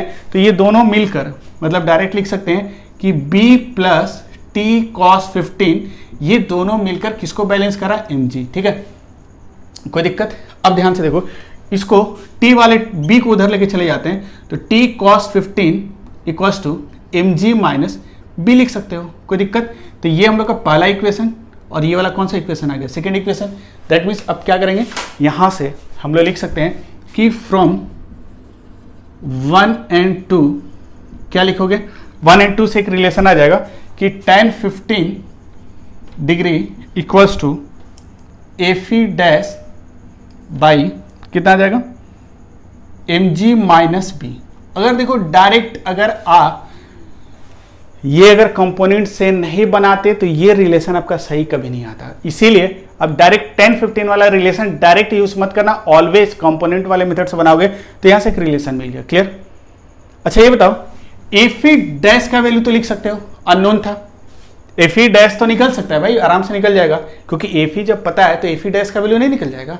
ठीक है, दैट मीन्स हम लोग लिख सकते हैं यहां से अब हमको दो चीज पता करना है। सबसे पहले पता करना है एफ ई डैश और बी पता करना है। ठीक है, तो देखो यहां से हम लोग लिख सकते हैं therefore tan 15 equals to F E dash का वैल्यू कितना आएगा भाई, एफ ई डैश का वैल्यू आ जाएगा आपका, डायरेक्ट लिख सकते हो F E by K into M G minus B, क्योंकि हमको पता है कि जैसे ही मीडियम चेंज करेंगे तो F E dash equal to F by K आ जाएगा। जो पहले फोर्स लग रहा था ये कितना हो जाएगा 1 बाई के टाइम्स के, क्या है इस लिक्विड का डाइलेक्ट्रिक कांस्टेंट है, के is called dielectric constant of this liquid. Clear, कोई दिक्कत। हम लोगों को चाहिए था के, लेकिन के तभी तो ये एक इक्वेशन हम लोगों के पास पहले से है, एक इक्वेशन ये मिल गया, लेकिन इस इक्वेशन में बी अभी भी अननोन है और ये बाइंसी हम लोग जब तक कैलकुलेट नहीं करेंगे तब तक हम लोग क्या कर सकते हैं, के का वैल्यू निकलेगा नहीं। अब बाइंसी कैसे कैलकुलेट करोगे, तो हम लोग को पता है कि बाइंसी कैसे कैलकुलेट करेंगे। तो फॉर बाइंसी आप लोग डायरेक्ट लिख सकते हो, बाइंड फोर्स क्या होता है, V immersed into rho L into g. अच्छा ये बताओ कि ये जो सॉलिड है जो इसके अंदर इमर्स्ड किया हुआ है, तो इसका टोटल वॉल्यूम इसके अंदर है, उस सॉलिड का टोटल वॉल्यूम, कुछ पार्शियली वो इमर्स्ड नहीं है, कंप्लीटली वो लिक्विड के अंदर होगा, तो वो उसका कितना पार्ट इमर्स्ड है, टोटल उस सॉलिड का वॉल्यूम इमर्स्ड है। दैट मीन्स हम लोग लिख सकते हैं इस सॉलिड के लिए फॉर सॉलिड ऑब्जेक्ट, ध्यान से देखो एक इक्वेशन लिख सकते हो कि इसका मास जो आएगा, इसका जो मास है, इसका मास क्या आ जाएगा, वॉल्यूम इंटू डेंसिटी, इसका सिग्मा ले लो। अभी हम लोग कोई ये सब डेंसिटी का वैल्यू डायरेक्ट नहीं पुट कर रहे हैं, हम लोग डायरेक्ट क्या कर रहे हैं, इसको सिग्मा रो के टर्म में मान के चल रहे हैं, ठीक है। तो इस सॉलिड का डेंसिटी मान लो कितना है, सिग्मा। इस सॉलिड स्फीयर का डेंसिटी कितना मान लो, सिग्मा। इसका वॉल्यूम, टोटल वॉल्यूम वी है, और हमको पता है कि वी मस्ट वी के बराबर आएगा, क्योंकि पूरा का पूरा ये इमर्स्ड किया हुआ है, ठीक है। अब ध्यान से देखो, देयरफॉर यहां से वी मस्ट जो आएगा वो m बाई सिग्मा लिख सकते हो क्या, देखो तो ये v m बाई सिग्मा आ जाएगा, और v मस्ट मतलब कह सकते हो ये v आएगा, v और v मस्ट इक्वल है, दैट मीन्स डायरेक्ट लिख सकते थे, m बाई सिग्मा नहीं लिख सकते हो, दैट मीन्स v मस्ट का वैल्यू m के टर्म में निकल गया, क्योंकि ये कितना वॉल्यूम इसके अंदर ये डिस्प्लेस कर रहा है, ये कितना इमर्स्ड है, वो m बाई सिग्मा आएगा। इसको यहां पुट कर देते हैं, तो m बाई सिग्मा क्यों लिख रहे हैं, क्योंकि हमको वॉल्यूम नहीं पता है, लेकिन density of the sphere given है, इसी को हम लोग क्या ले रहे हैं भाई, सिग्मा लेके चल रहे हैं, इसी को सिग्मा ले रहे हैं, ये गिवन है, इसीलिए हम इस वॉल्यूम को किसके टर्म में कन्वर्ट कर दिए, सिग्मा के टर्म में, ठीक है। तो इसको लिख सकते हैं m by sigma रोवेल into g. अच्छा ये बताओ m rho L by sigma into g, ये क्या हो गया, बाइंड फोर्स का वैल्यू, देख लो कोई दिक्कत, सॉरी बाइंड फोर्स का वैल्यू अगर देखोगे b equals to m rho L by sigma into g. ये जो वैल्यू निकला, इस पर थोड़ा सा डिस्कशन हम लोग करते हैं। अगर आप डिस्कशन देखोगे तो ये जो बाइंड फोर्स हम लोग का निकला, ये बाइंड फोर्स में आपको क्या पता चलेगा कि यहां से अगर आप ध्यान से देखोगे तो ये जो बाइंड फोर्स है ये डिपेंड करे इस फैक्टर पर, this factor is called relative density. इसको हम लोग क्या कह रहे हैं, रिलेटिव डेंसिटी। इसका एग्जैक्ट मतलब क्या है, कहने का मतलब कि एक सॉलिड को अलग अलग लिक्विड में अगर आप डालोगे, कंप्लीटली इमर्स्ड करोगे, हम लोग कंडीशन यहां भी अभी यहां के लिए मान के चल रहे हैं कि कंप्लीटली उसको लिक्विड में अगर इमर्स्ड करेंगे तो उस पर जो बाइंड फोर्स लगेगा ना, वो बाइंड फोर्स एक ही फैक्टर पर डिपेंड कर रहा है, मास ऑफ द सॉलिड, वो तो चेंज नहीं करेगा, जी भी चेंज नहीं करेगा, एक ही फैक्टर पर डिपेंड, क्योंकि अगर एक सॉलिड को अलग अलग डिफरेंट लिक्विड में रखोगे तो किस लिक्विड में ज्यादा बाइंड फोर्स लगेगा, तो ये आपको कहां से पता चलेगा, तो इस मैथमेटिकल इक्वेशन में ये जो रेशियो है ना रिलेटिव डेंसिटी का, ये रेशियो डिसाइड करेगा कि बाइंड फोर्स कौन सा लिक्विड ज्यादा एग्जर्ट करेगा। मुझे पता अभी तक बहुत लोगों ने क्लियर नहीं हुआ होगा। एक छोटा सा ऑब्जर्वेशन लेते हैं एयर के केस में, ठीक है। एयर के केस में एक ऑब्जर्वेशन लेते हैं, एयर का रोवेल पता है कितना होता है। अगर मान लो कि इसको हम एक सॉलिड को एयर में, आप तो यहां भी तो कर सकते हो, मैंने आपको बाइंड फोर्स का कंसेप्ट बताया, तो आपने कहा कि सर यहां पर लिक्विड एक बाइंड फोर्स दे रहा है, तो आप यहां तो कर सकते थे सर ये एयर भी तो एक बाइंड फोर्स देगा, उसको आप कंसिडर नहीं किए हो, या अभी कभी भी हम लोग कंसिडर करके नहीं चलते हैं भाई, आप सही हो, यहां भी बाइंड फोर्स लग रहा है और यहां भी बाइंड फोर्स लग रहा है, लेकिन बाइंड फोर्स का अमाउंट डिपेंड करता है रिलेटिव डेंसिटी पर। किसके रिलेटिव डेंसिटी के पर, लिक्विड और एयर या गैस डिवाइडेड बाय उस सॉलिड का डेंसिटी। जैसे सिंपल सा ध्यान से देखो, अगर हम बात करें तो रो एयर पता है कितना होता है, रो एयर होता है 1.22 kg पर मीटर क्यूब होता है, अप्रॉक्स 1 लेके चलो 1 kg पर मीटर क्यूब। अच्छा आपको पता है कि अगर एयर में अगर बायंसी अगर हम लेते तो बायंसी क्या होता है, mass of the solid, density of the air divided by density of the solid into क्या आता है, जी। अच्छा आप ध्यान से देखो तो ए डेंसिटी ऑफ एयर 1 आता है, सिग्मा कितना आता है, सिग्मा 16 सा आता है, और जी। अब सोचो ये कुछ भी हो, मास आपका सॉलिड स्फीयर तो बहुत कम ही होगा, बहुत बड़ा मास तो है नहीं, और ये वाला फैक्टर क्या है ना बहुत छोटा है, 1 लगभग अप्रॉक्स 2000 ले लो, तो ये रेशियो क्या है बहुत कम आएगा, तो इसमें कुछ भी मल्टीप्लाई होगा क्या होगा, बहुत कम होगा। मतलब यहां भी बाइंड फोर्स लग रहा है, सही से देखो यहाँ पर क्या करें, एयर में भी जब इस अरेंजमेंट को रख रहे हो तो इस इक्विलिब्रियम पोजीशन पर इस एयर जो है, एयर को भी एक लिक्विड की तरह मान सकते हो, उसके अंदर ये सॉलिड इमर्स कंडीशन में है, तब उस कंडीशन में क्या होगा कि ये जो रिलेटिव मतलब कह सकते हो डेंसिटी है, इन दोनों का रेशियो 1/1600 आ रहा, और ये रेशियो बहुत कम आएगा, इतना कम आएगा कि ये mg मल्टीप्लाई हो तो बाइंड फोर्स का वैल्यू क्या आएगा, बहुत कम आएगा, 0.001 न्यूटन कुछ आएगा, इतना कम आएगा कि इन तीनों फोर्स के रिस्पेक्ट में इस बायंसी को काउंट नहीं करते हैं एयर में। क्लियर? इसको हम लोग काउंट नहीं करते हैं एयर में, लेकिन in case of this liquid आप ध्यान से देखोगे तो in case of this liquid rho L कितना है, रोवेल देखो तो कितना है 800, और सॉलिड का कितना है 1600, तो 800 डिवाइडेड बाई 1600 कितना आएगा 1/2। ये फैक्टर बहुत कम नहीं है, एक फाइनाइट वैल्यू दे रहा, बहुत छोटा नहीं है, और इसीलिए हम लोग कह सकते हैं कि यहां पर बायंसी को कंसीडर करना पड़ा, लेकिन यहां पर हम लोग बायंसी यहां भी लग रहा है, लेकिन amount of bind force is very small, इसीलिए हम लोग इस एफबीडी में उसको ड्रॉ नहीं कर रहे हैं, क्योंकि bind force acting on a body वो डिपेंड करता है रिलेटिव डेंसिटी पर। क्लियर? तो आप सोच के देखो कि ये थोड़ा सा ये नोट कर लेना, आपके लिए बहुत काम की चीज है, ठीक है। इसीलिए जब हम लोग बैलून में क्या करते हैं, हीलियम गैस भरते हो और बाहर एयर है, ठीक है, तो एयर का डेंसिटी मतलब कह सकते हो बाइंड फोर्स का वैल्यू बहुत ज्यादा हो जाता है, क्योंकि ये एयर का डेंसिटी और इसका डेंसिटी क्या हो जाता है, कम होता है, एयर से कम होता है हीलियम का, जिसकी वजह से ये डेंसिटी क्या होता है, बाइंड फोर्स का इफेक्ट बहुत ज्यादा है, mg से ज्यादा हो जाता है। उस बैलून का जो वेट होगा, जो हीलियम का वेट नीचे लग रहा है, बाइंड फोर्स ऊपर लग रहा है, तो ये रोएल मतलब रो एयर, मतलब सिंपल सोचो ना, अगर किसी बैलून के अंदर हीलियम भरा होगा तो ये वाला रो एयर, ये तो ऑब्वियसली सिग्मा मतलब हीलियम का जो डेंसिटी है, क्योंकि बैलून के अंदर क्या है, वो एक सॉलिड की तरह मानोगे तो अंदर क्या है, अंदर में हीलियम गैस है, तो उसका डेंसिटी एयर से कम होगा, तो ये रेशियो क्या आएगा, ग्रेटर देन 1 आएगा, तो mg से ज्यादा हो गया, और उस हीलियम का वेट नीचे लग रहा है, लेकिन बाइंड फोर्स ऊपर लग रहा है जो ग्रेटर देन mg है, जिसकी वजह से बैलून क्या होता है, ऊपर उड़ने लगता है। लेकिन अगर हम लोग हवा फूकते हैं बैलून में और जब उसको रिलीज करते हैं उड़ता नहीं, क्यों नहीं, क्योंकि ये डेंसिटी और डेंसिटी क्या होता है, बराबर हो जाता है, क्योंकि बाहर भी एयर है अंदर भी एयर है, तो ये डेंसिटी बराबर हो गया, तो ये किसके बराबर है, बाइंड फोर्स किसके बराबर आ गया, mg के बराबर आ गया, इसलिए बैलून को जब छोड़ते हैं तो बाइंड ऊपर लग रहा है, mg नीचे लग रहा है, इसलिए वो ऊपर नहीं उड़ता है, नीचे आ जाता है, क्योंकि mg slightly greater than bind होता है, इसलिए नीचे आ जाता है, ठीक है। लेकिन हीलियम के केस में क्या होता है, relative density greater than mg होता है, मतलब 1 होता है, जिसकी वजह से वो बैलून ऊपर उड़ने लगता है। तो थोड़ा सा हिंट आपको दिए कि बाइंड फोर्स को थोड़ा सा विजुलाइज कर पाओ, ठीक है। क्लियर यहाँ था? अब देखो, अभी हम लोग को मेन जो कैलकुलेट करना था, ये कैलकुलेट करना था कि बाइंड फोर्स निकल गया, जैसे ही बाइंड फोर्स निकल गया अब क्या करोगे, इसमें पुट करना था, तो इसमें पुट कर देते हैं। तो इसमें देखो देयरफॉर tan 15 हम लोग का जो आएगा ये कितना आएगा, Fe/k, और इसको mg minus mg rho L by sigma, देखो तो g एक साथ लिख दिए, इतना आ जाएगा।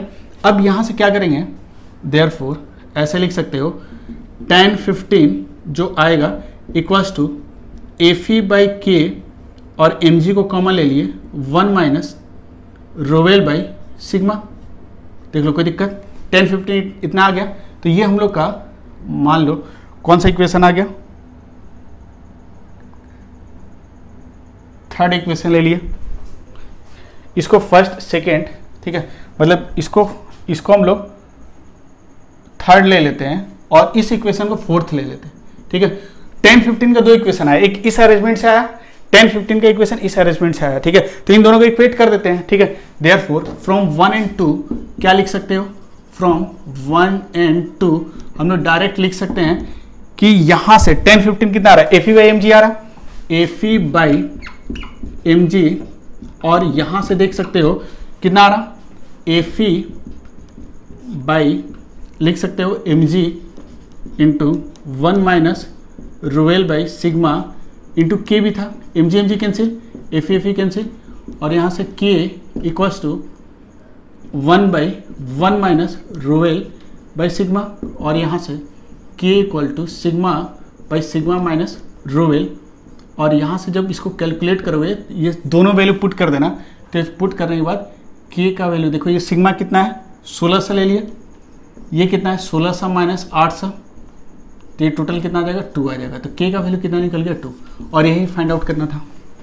ठीक है, तो ये हुआ कंप्लीट डिस्कशन इस क्वेश्चन का, और ये डिस्कशन केवल इस सम्स के लिए मैंने नहीं किया, ये डिस्कशन से आपका बहुत सारे सवाल में ये डिस्कशन काम में आने वाला है कि कैसे सम्स को प्रोसीड करते हैं, कैसे सोचते हैं, और कैसे कुछ कुछ नया टर्म्स आ गया तो कैसे सम्स को हम लोग डील करते हैं। जैसे बाइंड फोर्स का कंसेप्ट, उसका एक आपको बहुत अच्छा एक रिलेशन मिला कि बाइंड फोर्स रिलेटिव डेंसिटी पर डिपेंड करता है, और ये ध्यान में रहेगा तो आप कभी नहीं भूलोगे। ठीक है, तो मेरे ख्याल से एक कंसेप्ट बहुत आपको सही लगा होगा। अब आते हैं हम लोग नेक्स्ट जो टॉपिक है केस 2। इस बार जो हम लोग सिचुएशन केस 2 में लेने वाले हैं उसमें भी 2 स्ट्रिंग लेंगे, 2 मास अटैच्ड होगा, लेकिन इस बार कॉमन पॉइंट से अटैच नहीं करेंगे, मतलब इक्विलिब्रियम ऑफ हैंगिंग मास होगा, लेकिन इस बार सेम कॉमन पॉइंट पर दोनों स्ट्रिंग सस्पेंडेड नहीं होगा, और ये भी बहुत इंटरेस्टिंग टॉपिक है। ठीक है, तो चलिए अब अगले टॉपिक को देखते हैं। केस 2 में भी हम लोग हैंगिंग मास से रिलेटेड सिचुएशन को डील करने वाले हैं, लेकिन इस बार जो 2 स्ट्रिंग हम लोग यूज करेंगे उन दोनों को सेम कॉमन पॉइंट पर नहीं, डिफरेंट पॉइंट्स पर हम लोग क्या करेंगे, कनेक्ट करेंगे। जैसे सिंपल सा एक सिचुएशन ले लेते हैं कि इसमें भी आप कह सकते हो कि 2 सिचुएशन एराइज होगा। फर्स्ट जो सिचुएशन एराइज होगा इसको केस ए ले लेते हैं। इसमें आप कह सकते हो कि इसमें जो अरेंजमेंट आएगा, सबसे पहला सिचुएशन कि इस तरह का ले लेते हैं। मान लो एक इस तरह का एक सीलिंग ऐसे ले लिया, और यहाँ पर एक ऐसा लाइन हम लोग ड्रॉ कर, एक वर्टिकल लाइन ड्रॉ कर देते हैं। ठीक है, और यहाँ पर भी इस तरह का एक वर्टिकल लाइन हम लोग ड्रॉ कर देते हैं। ठीक है, एक वर्टिकल लाइन हम लोग ऐसे ड्रॉ कर दी। क्लियर?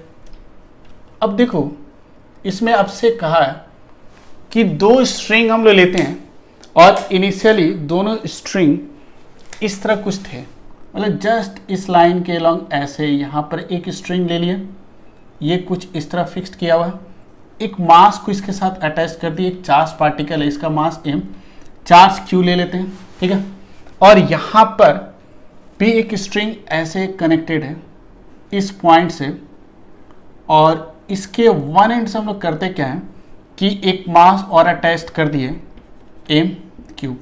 ये दोनों मास हो सकता है कि आपको डिफरेंट दे दे, लेकिन इसकी चांसेस कम है। अगर डिफरेंट देगा भी तो कोई दिक्कत नहीं है। आपने जैसे पिछले सेम कॉमन पॉइंट से जो स्ट्रिंग्स वाले सवाल आप लोगों ने किया है, एकदम सेम उसी तरह भी आप सेम कंसेप्ट यहाँ भी इंप्लीमेंट कर सकते हो।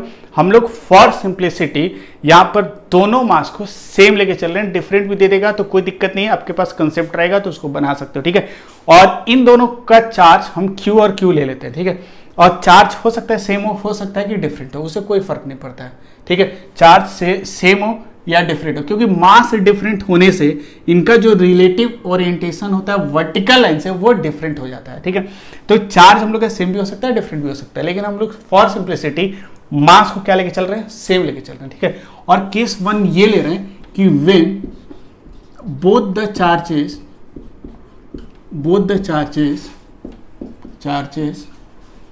are of same nature, both the charges are of same nature, their magnitude may be same, the magnitude of charge may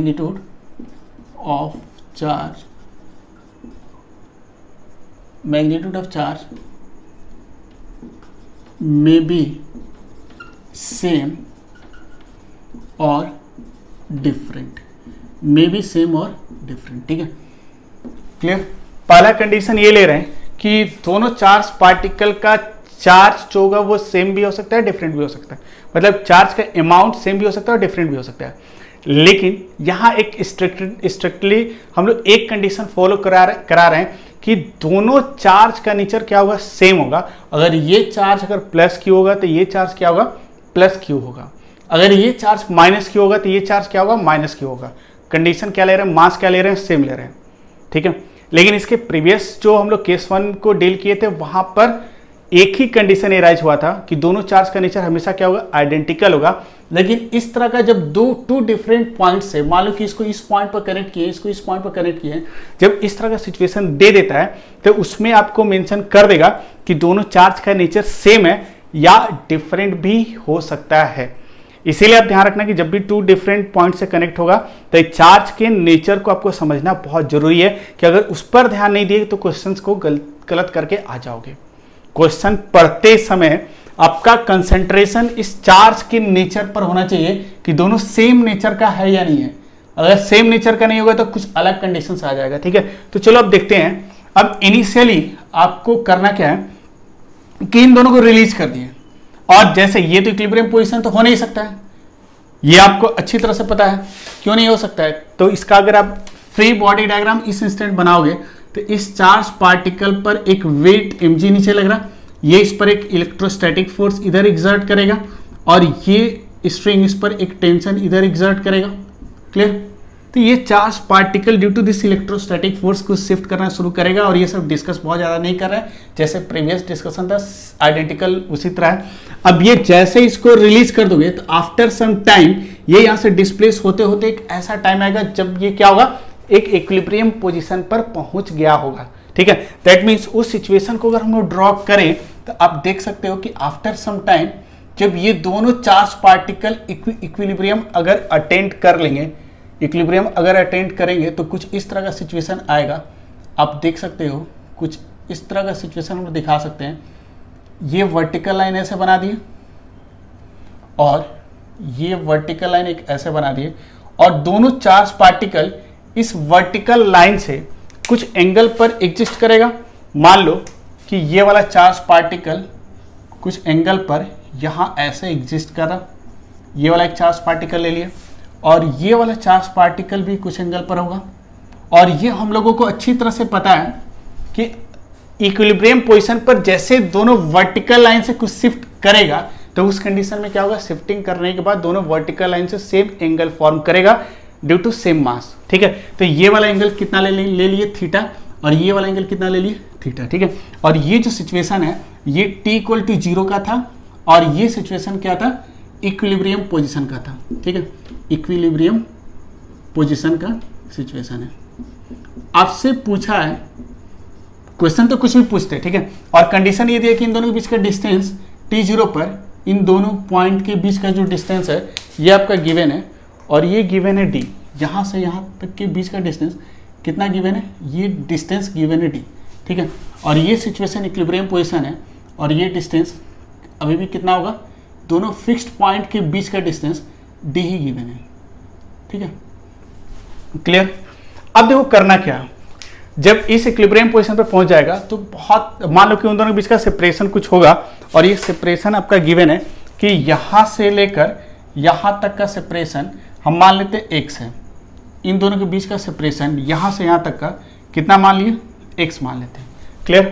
देख लो कोई दिक्कत? जैसे इक्विलिब्रियम पोजीशन पर है तो कुछ तो सेपरेशन होगा इन दोनों के बीच में, और इस सेपरेशन को हम लोग क्या मान लेते हैं, x मान लेते हैं। ठीक है, अच्छा ये बताओ कि ये सेपरेशन x है, इन दोनों पॉइंट के बीच का डिस्टेंस कितना है, d है, मास आइडेंटिकल है, इसलिए एंगल थीटा दोनों वर्टिकल के साथ क्या बनाएगा, सेम बनाएगा। अब हम लोग के पास जो सिचुएशन आया है उसमें हम लोग क्या करेंगे कि अगर कुछ भी क्वेश्चंस अगर आपको इस तरह के सिचुएशन से डील करना होगा तो यहाँ पर एक ही काम करना होगा कि हम लोग क्या करेंगे, यहाँ पर जितने number of mathematical equation possible होंगे उसको अगर हम लिख पाएंगे तो सम्स बनाना हम लोगों के लिए क्या होगा, आसान होगा। तो चलो हम लोग कोशिश करते हैं कि कितने इक्वेशन लिख सकते हैं। ठीक है, तो अगर ये इन दोनों का मास सेम है तो किसी एक पार्टिकल का इक्वेशन लिख दोगे, वही सफिशिएंट है, दोनों का लिखने का जरूरत है ही नहीं है। तो सिंपल से हम लोग करेंगे क्या कि एक पार्टिकल का इक्वेशन अगर लिखेंगे तो यहां पर दो, एक तो इक्विलिब्रियम का इक्वेशन आएगा और एक इक्वेशन आपका ज्योमेट्रिकल आएगा। ठीक है, तो सबसे पहले हम लोग क्या करेंगे कि इक्विलिब्रियम का इक्वेशन लिखते हैं। तो एक पार्टिकल को सिस्टम ले लो, इसका बॉडी बना लो, ये सब तो आप जानते हो। तो यहाँ पर क्या करेंगे, एक फोर्स वेट mg नीचे लगेगा। नेक्स्ट क्या होगा, ये वाला चार्ज पार्टिकल इस पर एक इलेक्ट्रोस्टैटिक फोर्स इधर एग्जर्ट करेगा, और आप देख सकते हो इस पर एक टेंशन T इधर एक्ट करेगा, और कोई फोर्स और तो कुछ है नहीं। ठीक है, नेक्स्ट इसके बाद हम लोग क्या करेंगे, यहाँ से एक वर्टिकल लाइन ड्रॉ करके टेंशन का इसके बाद हम क्या करते हैं इक्वेशन लिखने के लिए ओरिजिन लेते हैं, फिर हम क्या करते हैं दो एक्सिस ड्रॉ करते हैं, वाई एक्सिस फिर क्या करेंगे एक्स एक्सिस, इस तरह ड्रॉ कर दिए। नेक्स्ट इसके बाद क्या करोगे, जैसे ड्रॉ करोगे तो जो फोर्स एक्स और वाई एक्सिस के लॉन्ग नहीं है, मतलब टी नहीं है, तो टी को कंपोनेंट में ब्रेक कर देंगे तो एक कंपोनेंट इधर आ जाएगा यहाँ से यहाँ तक, ये कंपोनेंट हम लोग का हो जाएगा टी कॉस थीटा, और यहाँ से लेकर यहाँ तक एक कंपोनेंट आ जाएगा टी साइन थीटा। ठीक है, तो इक्विलिब्रियम का इक्वेशन क्या आएगा, तो डायरेक्ट हम लोग लिख सकते हैं इक्विलिब्रियम का इक्वेशन आएगा T sine theta equals to F E लिख सकते हो, एंड एक इक्वेशन और हम लोग के पास आएगा T cos theta equals to M G, ये पहला इक्वेशन, ये वाला सेकेंड इक्वेशन। नेक्स्ट हम लोग क्या करेंगे फ्रॉम 1 and 2 एक इक्वेशन आ जाएगा 1 and 2, कौन सा इक्वेशन आएगा, डिवाइड कर दो tan theta equals to F E by M G. इसमें बहुत ज़्यादा डिस्कशन नहीं चाहिए क्योंकि ये सब प्रीवियस कंसेप्ट से पूरा रिलेटेड है। एक रिलेशन हम लोग के पास ये मिल गया। नेक्स्ट अगला रिलेशन हम लोग देखते हैं क्या मिलेगा, क्योंकि आपको अच्छी तरह से पता है कि इस तरह का सवाल जब भी आएगा एक रिलेशन तो हम लोग ये लिखेंगे। नेक्स्ट अगला रिलेशन क्या लिखोगे, अगर अगले रिलेशन की हम लोग बात करें तो हम लोग को अच्छी तरह से पता है कि अगला नेक्स्ट रिलेशन एक ज्योमेट्रिकल रिलेशन आएगा। ज्योमेट्रिकल रिलेशन लिखने के लिए हम लोगों को क्या करना होगा कि ज्योमेट्री का यूज करना होगा। ज्योमेट्री का यूज कैसे करेंगे, तो राइट एंगल ट्रायंगल अगर हम लोग फाइंड आउट कर लें तो वहां से इक्वेशन लिख सकते हैं। तो हम लोग को पता है कि ये वाला यहां से यहां तक एक राइट एंगल ट्रायंगल फॉर्म हो रहा है, ये वाला लाइन ये राइट एंगल ट्रायंगल फॉर्म होगा, और आपको पता है ये थीटा है।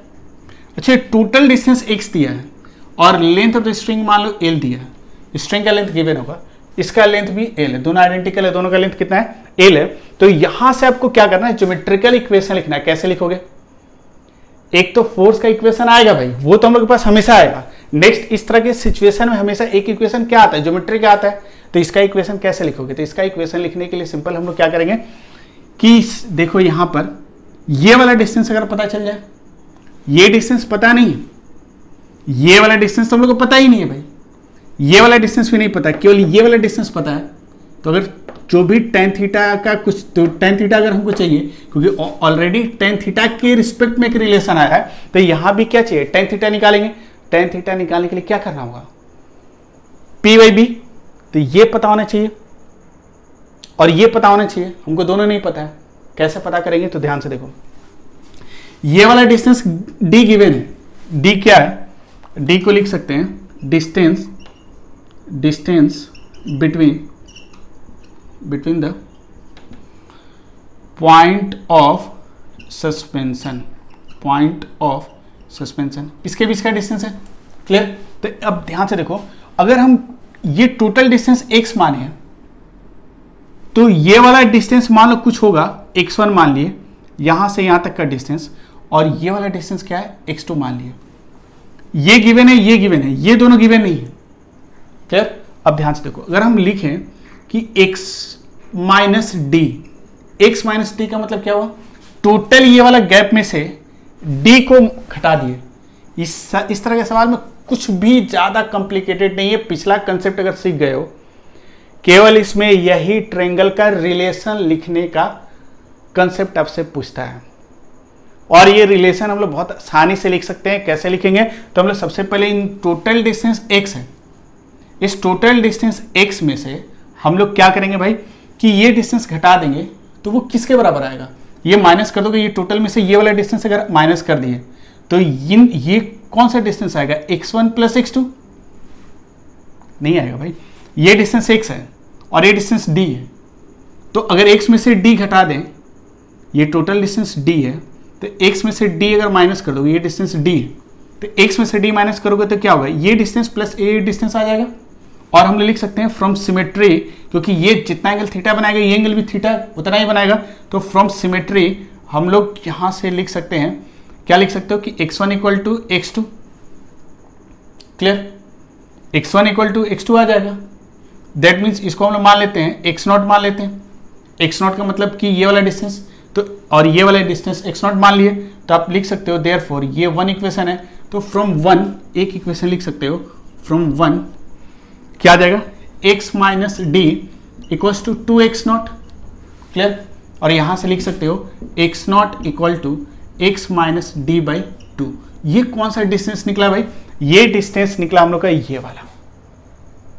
और ध्यान रखना कि इस तरह का सवाल जब भी आएगा मास सेम देता है और सेम दे दिया मास तो आपको सोचना नहीं है, हमेशा ये टोटल डिस्टेंस में से पॉइंट ऑफ सस्पेंशन के बीच वाले डिस्टेंस को माइनस कर देना और जो माइनस करोगे वही टोटल डिस्टेंस जो बचेगा यहां और यहां डिवाइड हो जाएगा। तो अगर total distance x minus D आया है तो उसका हाफ यहां होगा, उसका हाफ यहां होगा, वही तो आ रहा है यहां पर और कुछ सही नहीं है। दैट मीन्स टोटल डिस्टेंस में से पॉइंट ऑफ सस्पेंशन के बीच के डिस्टेंस को माइनस करेंगे, जितना आएगा उसका हाफ हाफ यहां और यहां दे देंगे। लेकिन कंडीशन क्या है, ये सिमेट्रिकल होना चाहिए। सिमेट्रिकल का मतलब क्या होता है, इसका मास और इसका मास क्या होगा, सेम होना चाहिए, तभी ऐसा पॉसिबल है, अदरवाइज नहीं है। लेकिन आपको इसी तरह का सिचुएशन देगा, बहुत टफ नहीं देगा। ठीक है, तो ये डिस्टेंस हम लोग का निकल गया भाई। ये डिस्टेंस कितना निकला, तो ये वाला डिस्टेंस हम लोग कह सकते हैं कि यहां से यहां तक का distance x minus D by to. बस इसमें कुछ नहीं था इस सवाल में, बस यही कैलकुलेट करने अगर आपको आ गया तो इस तरह का कोई भी सवाल बना सकते हो। ठीक है, तो ये डिस्टेंस कितना है, x minus D by to है। अच्छा ये बताओ ये वाला डिस्टेंस कितना होगा, अगर ये गिवन है और x गिवन था, ये गिवन था, तो ये डिस्टेंस भी पता चल गया। तो ये डिस्टेंस पता नहीं चलेगा, पाइथागोरस थ्योरम लगा दो तो ये वाला डिस्टेंस आ जाएगा हम लोग का एल स्क्वायर माइनस ये वाला हाइपोटेन्यूज है माइनस बेस का स्क्वायर करोगे तो ये वाला डिस्टेंस मिल जाएगा, उसका रूट ले लोगे तो ये x minus D by two का होल स्क्वायर इतना आ जाएगा। ये वाला डिस्टेंस और ये डिस्टेंस दोनों निकल गया। अब नेक्स्ट क्या करोगे, टेन थीटा का इक्वेशन लिखना था, क्योंकि टेन थीटा का एक इक्वेशन हमको पता चल गया था इक्विलिब्रियम ऑफ द सिस्टम से। एक इक्वेशन टेन थीटा का हम लोग ज्योमेट्री से निकालेंगे तो ज्योमेट्री से कितना आ जाएगा, therefore tan theta equals to क्या लिख सकते हो भाई, ये वाला डिस्टेंस डिवाइडेड बाई ये वाला डिस्टेंस। तो हम लोग लिख सकते हैं x minus D by two divided by root L square minus X minus D by two का होल स्क्वायर, इतना लिख सकते हो, कोई दिक्कत। तो ये टेन थीटा आ गया। दैट मीन्स कहने का मतलब क्या है कि जो टेन थीटा हम लोग के पास आया है उसको हम लोग इस तरह लिख सकते हैं, ये टेन थीटा आ गया हम लोग के पास। अच्छा इसको सिंप्लीफाई करके लिख दो, सिंप्लीफाई करके लिखोगे, ठीक है, तो tan theta equals to X minus D two root L square minus X minus D by two का होल स्क्वायर। ठीक है, क्लियर। अच्छा कभी कभी आपको क्वेश्चन में दे देगा, ये एक्स्ट्रा कंसेप्ट है, हमेशा ये दो इक्वेशन आएगा। ये डिस्टेंस आपको पता चल गया x minus D by to, ये डिस्टेंस भी बस यही आपको पता चल गया तो क्वेश्चन बन गया। लेकिन कभी कभी सवाल में आपको करता क्या है कि यहां दे देगा कि if l is greater than x, अगर ये लेंथ इन दोनों का सेपरेशन से बहुत ज्यादा आ गया, बहुत ज्यादा आ गया, तो डायरेक्ट आप क्या कर सकते हो, therefore tan theta approx equal to sine theta. Theta बहुत छोटा हो जाएगा, अगर एल x से बहुत बड़ा हो गया, x ये सेपरेशन से बहुत बड़ा हो गया, तो ये वाला आप कह सकते हो कि L is greater than x, मतलब tan theta sine theta, theta छोटा होता है तो tan थीटा साइन थीटा के बराबर होता है, और साइन थीटा मतलब tan थीटा क्या लिख सकते हो, approx equal to sine theta, और साइन थीटा कितना हो जाएगा, साइन थीटा को हम लिख सकते हैं p बाई h। तो p कितना है x minus D by to, और ये h कितना हो जाएगा l। लेकिन ये इक्वेशन जो हम लिखे हैं, ये इक्वेशन आपका वैलिड तभी होगा, ये कंडीशन वैलिड कब होगा, जब आप कंफर्म पता हो। आपको क्वेश्चन में अगर ये मेंशन कर दिया कि length of the string is greater than separation between the two charge particles, तब ये डायरेक्ट आप ये कैलकुलेट कर सकते हो। लेकिन अगर बहुत ज़्यादा नहीं हुआ तो आपको जनरल इक्वेशन, ये जनरलाइज फॉर्म, ये स्पेशल पार्ट है कि अगर ये कंडीशन गिवन है तब, तो ये तब अप्लाई करोगे जब क्वेश्चन में आपको अगर ये हिंट मिल गया या दिया है या किसी कंडीशन से आपको पता चल गया कि a का वैल्यू x से बहुत ज़्यादा होगा, तब उस कंडीशन में आप ये वाला रिलेशन यूज कर सकते हो, बहुत आसान होगा। लेकिन आपको ये सब यूज नहीं करना है, हम तो कहेंगे कि फोकस आप केवल इसी पर करना। यहीं से पता चल जाएगा कि अगर एल x से बड़ा होगा तो ये वाले टर्म को निगलेक्ट कर सकते हैं, तो क्या आ जाता है, एल आ जाता है भाई।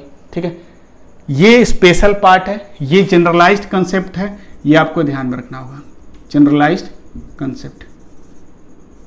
क्लियर। तो मेरे ख्याल से ये वाला सिचुएशन आप कर सकते हो। लेकिन अब सोचो सिचुएशन, अब थोड़ा सा पहला इसका केस ए था, क्योंकि इसमें दो अरेंजमेंट पॉसिबल है। केस 2 में जब ये दो पॉइंट के बीच का सेपरेशन गिवन होगा तो इसमें दो अरेंजमेंट था, ये पहला अरेंजमेंट था। पहले अरेंजमेंट में नेचर ऑफ द चार्ज क्या लिए थे, सेम लिए थे, लेकिन इसमें और एक पॉसिबिलिटी है कि इन दोनों चार्ज का नेचर अगर डिफरेंट हो गया तो ये पॉसिबल है कि नहीं है, तो पॉसिबल है, और डिफरेंट होगा तब ये अरेंजमेंट कैसा होगा उसको हम लोग देखने की कोशिश करते हैं। ठीक है, तो चलो देखो, इसमें अगर हम लोग मान लो, तो मेरे ख्याल से यहाँ तक तो सबको क्लियर हो गया होगा। अब हम लोग केस बी देखते हैं और उसमें चेक करने की कोशिश करते हैं कि क्या क्या इक्वेशन हम लोग लिख सकते हैं। ठीक है, अब इसके हम लोग सेकेंड कंडीशन पर, मतलब केस बी पर कंसंट्रेट करते हैं। इस कंडीशन में ये दिया हुआ है कि दो चार्ज पार्टिकल हम लोग ले रहे हैं, दोनों का मास हम लोग क्या कर रहे हैं, सेम ले रहे हैं, लेकिन इस बार दोनों का चार्ज, एक को मान लो कि प्लस Q1 ले लेते हैं, तो दूसरे को हम लोग माइनस Q2 ले लेते हैं। ठीक है, क्योंकि यहाँ कंडीशन दे दी है कि दोनों का नेचर क्या होगा भाई, डिफरेंट होगा। चार्ज सेम भी हो सकता है, या मतलब चार्ज का अमाउंट सेम भी हो सकता है और डिफरेंट भी हो सकता है। ठीक है, तो इस तरह के सिचुएशन में आपसे पूछेगा कि अब ये बताओ कि जब ये दोनों इक्विलिब्रियम अटेंड करेगा तो अरेंजमेंट कैसा दिखेगा। तो इसके लिए हम लोग क्या करेंगे भाई कि फ्री बॉडी डायग्राम बनाते हैं और हम लोग देखते हैं कि एग्जैक्टली होगा क्या। तो यहाँ से देखोगे तो इस पर एक वेट किसी एक को ले लो, हम इसको अगर ड्रॉ करते हैं तो ड्यू टू सिमेट्री इसका भी अरेंजमेंट उसी तरह होगा। तो सबसे पहले हम लोग क्या करें, तो इस पर देखते हैं, तो इसका एक वेट mg इधर लग रहा है। अच्छा एक बात बताओ, इस चार्ज पार्टिकल पर इलेक्ट्रोस्टैटिक फोर्स किधर लगेगा। तो ये तो डेफिनेटली हम लोग को पता है कि ये चार्ज पार्टिकल, ये प्लस है और ये माइनस है, दोनों डिफरेंट नेचर का होगा। तो ऑब्वियस सी बात है कि ये चार्ज पार्टिकल इसको अपनी तरफ क्या करेगा, पुल करेगा, मतलब इलेक्ट्रोस्टैटिक फोर्स इधर कुछ एक्ट करेगा, और ये जो इलेक्ट्रोस्टैटिक फोर्स एक्ट करेगा और इधर क्या लगेगा, एक टेंशन T एक्ट करेगा। ठीक है, दैट मीन्स आप सोच सकते हो कि यहाँ से जैसे इसको रिलीज करोगे तो T0 का सिचुएशन ये था, रिलीज करने के बाद ये क्या होगा, ये इधर अब नहीं जाएगा, ये arrangement in the direction of electrostatic force इधर कुछ शिफ्ट करेगा, मतलब यहाँ से टुवर्ड्स राइट ये क्या करेगा, मूव करना शुरू करेगा। तो ये राइट की तरफ मूव करना शुरू करेगा, तो कह सकते हो इक्विलिब्रियम इसका कुछ इधर आके मिलेगा। ठीक है, दैट मीन्स कहने का मतलब क्या होगा, आफ्टर सम टाइम ये जो स्ट्रिंग है ये relative to this vertical line एक सम एंगल पर होगा। और हम लोग करते क्या है कि ये इक्विलिब्रियम सिचुएशन में ड्रॉ करते हैं कि ये जो स्ट्रिंग है ये स्ट्रिंग कैसा हो जाएगा। तो आप इक्विलिब्रियम पोजीशन में देख सकते हो ये कुछ ऐसा हो गया, ये वाला चार्ज पार्टिकल कुछ यहां पर शिफ्ट करके आ गया, इस तरह थोड़ा सा शिफ्ट किया और इसको ड्रॉ कर दिया। ठीक है, और ड्यू टू सिमेट्री ये भी इक्विलिब्रियम पोजीशन में इस तरह शिफ्ट करके आ गया होगा। ड्यू टू सिमेट्री हम लोग दिखा सकते हैं ये भी ऐसे शिफ्ट करके आ गया होगा, और इन दोनों का relative orientation with respect to vertical line ऐसा कुछ होगा। और इस इक्विलिब्रियम पोजीशन पर मान लेते हैं कि ये एंगल कितना बनाएगा, थीटा, और ये एंगल कितना बनाएगा, थीटा। क्लियर, तो दोनों का मास क्या ले रहे हैं, सेम ले रहे हैं। क्लियर हुआ, मैंने आपको पहले भी बताया था कि जब तू कह सकते हो कि पॉइंट ऑफ सस्पेंशन अगर सेम नहीं होगा, डिफरेंट होगा, तो उसमें दो केस एराइज हो सकता है। ये वाला केस हम लोग का केस ए पहले हो चुका है, केस बी था। तो आप देख सकते हो कि पहले क्या था कि दोनों का नेचर सेम था, तो दोनों एक दूसरे से अवे जा रहा था, लेकिन दोनों का नेचर अगर डिफरेंट आ गया तो दोनों एक दूसरे की तरफ आएगा, और इक्विलिब्रियम इन दोनों लाइन के बीच में कहीं यहां पर मिलेगा, और दोनों का मास अगर सेम होगा तो वर्टिकल लाइन के साथ दोनों सेम एंगल थीटा फॉर्म करेगा। ठीक है, यहां तक तो हम लोग पता चल गया कि इसका ओरिएंटेशन दोनों का आफ्टर सम टाइम या आफ्टर इक्विलिब्रियम या sorry at the instant of equilibrium इस तरह कुछ होगा। अब हम लोगों को करना क्या है, इक्वेशन लिखना है। तो इक्वेशन कैसे लिखते हैं, तो इक्वेशन हम लोग के पास दो आएगा, एक तो इक्विलिब्रियम ऑफ सिस्टम का आएगा और दूसरा ज्योमेट्री का आएगा। तो सबसे पहले इक्विलिब्रियम का इक्वेशन लिखते हैं। तो इक्वेशन कैसे हम लोग लिखते हैं, तो सबसे पहले इसका एबीडी बनाए, तो एक फोर्स इस पर वेट mg इधर लगेगा, नेक्स्ट एक फोर्स इस पर इधर लगेगा, ये इलेक्ट्रोस्टैटिक फोर्स होगा। किसी एक को सिस्टम ले लेते हैं, आप इसको भी ले सकते थे, कोई दिक्कत नहीं था। बहुत लोग कंफ्यूज कर सकते हैं कि नहीं सर पिछले क्लास में अगर पिछले टॉपिक में अगर इसको लिए थे, किसी को भी ले सकते, इसको भी ले सकते, कोई दिक्कत नहीं है। हम लोग इस पर अगर एबीडी बनाएंगे तो एक mg नीचे लग रहा, नेक्स्ट आप कह सकते हो कि एक टेंशन T इधर लग रहा, ठीक है, और क्या होगा, और इस पर एक इलेक्ट्रोस्टैटिक फोर्स इधर लग रहा है, इसको Fe ऐसे दिखा दिए। किसी एक का इक्वेशन लिखना है, ठीक है। नेक्स्ट इसके बाद क्या करोगे भाई, इसके बाद हम लोग क्या करेंगे, इक्वेशन लिखने के लिए यहाँ पर ओरिजिन ले लिए, एक्स एक्सिस बना दिए, फिर नेक्स्ट क्या करेंगे, यहाँ से वाई एक्सिस ऐसे बना दिए, ये एंगल थीटा, ये एंगल थीटा बनाएगा, एक कंपोनेंट इस टी का इधर आएगा, इस टी का एक कंपोनेंट हम लोग अलोंग दिस वर्टिकल लाइन इतना आ जाएगा टी कॉस थीटा, और एक कंपोनेंट इसका इधर आ जाएगा, इसको हम लोग बोलेंगे टी साइन थीटा। और फिर यहाँ से इक्विलिब्रियम का इक्वेशन अगर लिखोगे तो ये इक्वेशन क्या आ जाएगा, T sine theta equal to T sine theta equals to F E आ जाएगा। नेक्स्ट इक्वेशन वर्टिकल लाइन का आएगा, टी कॉस थीटा किसको बैलेंस करेगा, mg को बैलेंस करेगा। ये इक्वेशन 1 है, ये इक्वेशन 2 है। तो फ्रॉम 1 डिवाइडेड बाई 2 हम लोग क्या लिख सकते हैं, एक इक्वेशन मिल जाएगा कि tan theta equals to F E by mg लिख सकते हैं, कोई दिक्कत। एक इक्वेशन तो हम लोग को मिल गया, लेकिन एक इक्वेशन सफिशिएंट नहीं है, एक इक्वेशन और हम लोग को चाहिए। तो सेकेंड इक्वेशन कहाँ से मिलेगा भाई, तो सेकेंड इक्वेशन ज्योमेट्री से मिलेगा। तो ज्योमेट्री से कैसे मिलेगा, तो ये आपको अच्छी तरह से पता होगा कि इन दोनों के बीच का सेपरेशन कुछ गिवन होगा। ये सेपरेशन मान लेते हैं x है, इन दोनों के बीच का सेपरेशन कितना है, x है। सही से देखो, मान लेते हैं कि जिस समय ये दोनों इक्विलिब्रियम अटेंड कर रहा है तो इन दोनों के बीच का सेपरेशन कितना है, x है। दोनों पॉइंट ऑफ सस्पेंशन के बीच का डिस्टेंस कितना है, स्मॉल d है। अब आप लोग सोच के देखो कि ये अगर x है, ये d है, हमको ये डिस्टेंस चाहिए क्योंकि ये लेंथ l तो गिवन होगा। अगर ये डिस्टेंस होगा क्योंकि tan थीटा ही हमको चाहिए, तो एक राइट एंगल ट्रायंगल ऐसे मिल रहा है, ये वाला राइट एंगल ट्रायंगल एक फॉर्म हो रहा है। अगर ये फॉर्म हो रहा है तो अगर हम लोग को नेक्स्ट क्या करना है कि ये वाला tan थीटा यहाँ से निकालना है, तो p बाई b कह सकते हो। तो ये वाला परपेंडिकुलर चाहिए और बेस चाहिए, तो ये वाला डिस्टेंस कैसे निकलेगा, तो ये वाला डिस्टेंस हम लोग नहीं कैलकुलेट कर सकते हैं, बहुत आसान तरीके से कैलकुलेट कर सकते हैं। ये डिस्टेंस हमको चाहिए, कैसे निकलेगा, आप ध्यान से देखो। टोटल डिस्टेंस हम लोग का कितना है, यहां से यहां तक कंप्लीट टोटल डिस्टेंस d है, और ये x है। तो इन दोनों को मिलाकर ये डिस्टेंस अगर हम मान लें x1 है और ये distance x0, due to symmetry दोनों डिस्टेंस सेम होगा, तो हम कह सकते हैं d में से x को घटाओगे तो ये दोनों डिस्टेंस के बराबर आएगा, क्योंकि ये डिस्टेंस में से ये घटेगा तो ये जो दो बचेगा मतलब 2x0 किसके बराबर आएगा, d माइनस एक्स, और यहाँ से x0 किसके बराबर आ जाएगा, d minus X by 2। Clear, तो ये डिस्टेंस निकल गया, x0 निकल गया, तो ये डिस्टेंस हम लोग का आ गया d माइनस एक्स बाई 2। अच्छा, ये डिस्टेंस निकल गया तो ये राइट एंगल ट्रायंगल से ये वाला डिस्टेंस निकल जाएगा, root L square d minus X by 2 का होल स्क्वायर लिख सकते हैं। क्लियर, अब नेक्स्ट क्या करोगे, tan थीटा का इक्वेशन चाहिए, therefore tan theta equals to क्या करोगे, परपेंडिकुलर तो हम लोग का ये है d minus X by 2 divided by ये वाला डिस्टेंस कितना आ जाएगा, root L square minus d minus X by 2 का होल स्क्वायर, इतना लिख सकते हैं। तो ये हम लोग का tan थीटा आ गया, देख लो कोई दिक्कत। तो केस 2 भी हम लोग का पूरा कंप्लीट हो गया। केस 2 में दो पार्ट आ गया, केस ए और केस बी। एक बार सेम नेचर हो, एक बार डिफरेंट नेचर हो। बस अब कोई कंसंट्रेट हमेशा किस पर करना है, इक्विलिब्रियम का इक्वेशन लिखना तो आसान है, ओनली ज्योमेट्रिकल इक्वेशन लिखने के लिए ये d और x के बीच का जो रिलेशन है ना, मतलब ये डिस्टेंस निकालना आपके लिए बहुत इंपॉर्टेंट है। और वर्मा जी की बुक से, कंसेप्ट ऑफ फिजिक्स से, एक इलेक्ट्रोस्टैटिक्स का इसी से रिलेटेड एक क्वेश्चन हम लोग डील करते हैं, तो जो केस 2 का जितना कंसेप्ट आप पढ़े हो ना, सारा का सारा आपका क्लियर हो जाएगा। ठीक है, तो इससे रिलेटेड एक एग्जांपल देखते हैं, उसके बाद ये सारा कंसेप्ट आपके लिए बहुत आसान हो जाएगा। ठीक है, जो केस 2 से रिलेटेड है इसमें दिया हुआ है कि 2, और ये वर्मा जी का कितना नंबर सवाल है ये मुझे ध्यान में नहीं है, लेकिन उसी बुक का ये सवाल है कि 2 identical pith balls are charged by rubbing against each other, they are suspended from a horizontal rod. ठीक है, through 2 strings of same length 20 centimetre each. ठीक है, सबसे पहले देखो इनिशियल स्टेट में कह रहा था कि हम लोगों के पास जो जो इन्फॉर्मेशन दिया है पहले उसको यूटिलाइज करने की कोशिश करो। सबसे पहले कह रहा है कि 2 पिथ बॉल हम लोग के पास है, एक पिथ बॉल ऐसे ले लिए और ये एक ऐसे ले लेते हैं। ठीक है, और इनिशियली कर रहा था कि वो दोनों क्या था, न्यूट्रल था, और उन दोनों पर चार्ज सेटअप कर रहे हैं, लेकिन चार्ज सेटअप किस प्रोसेस के थ्रू कर रहे हैं हम लोग, तो by rubbing against each other, मतलब उन दोनों को आपस में रब कर कर चार्ज हम लोग सेटअप कर रहे हैं। ठीक है, तो कंडीशन देखो दोनों आइडेंटिकल है। ठीक है,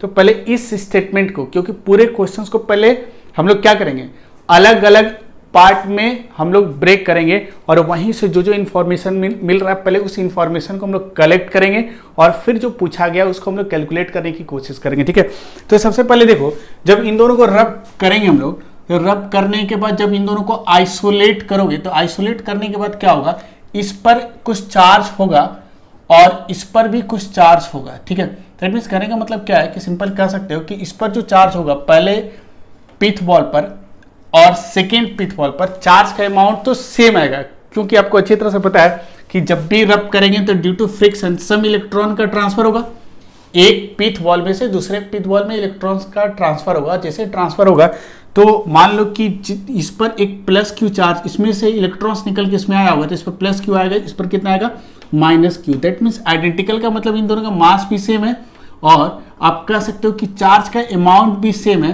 केवल नेचर क्या है डिफरेंट है। फर्स्ट इंफॉर्मेशन हम लोगों ने इस क्वेश्चन से ये कलेक्ट किया, जो इंफॉर्मेशन इस क्वेश्चन में दिया गया है, क्योंकि वही आपका अल्टीमेट टूल्स है जिसको यूज करके आपको क्या करना है कि क्वेश्चन में जो पूछा गया उसको आप बना सकते हो। ठीक है, तो सबसे पहले रब करने का मतलब रब कर जैसे ही आइसोलेट करोगे तो दोनों पर इक्वल अमाउंट का चार्ज सेटअप होगा, लेकिन नेचर क्या होगा डिफरेंट होगा, क्योंकि due to transfer of electrons इसका मास और इसका मास क्या आएगा सेम आएगा। अब कह रहा है क्वेश्चन में कि इन दोनों को, ठीक है, इन दोनों को हम लोग एक स्ट्रिंग से अटैच कर देते हैं। ठीक है, और ये जो स्ट्रिंग हम लोग को दिया हुआ है ऐसा कुछ एक ऐसे रॉड ले लेते हैं और कह रहा है कि इस रॉड से दो डिफरेंट पॉइंट्स पर स्ट्रिंग्स को कनेक्ट कर देते हैं इस तरह।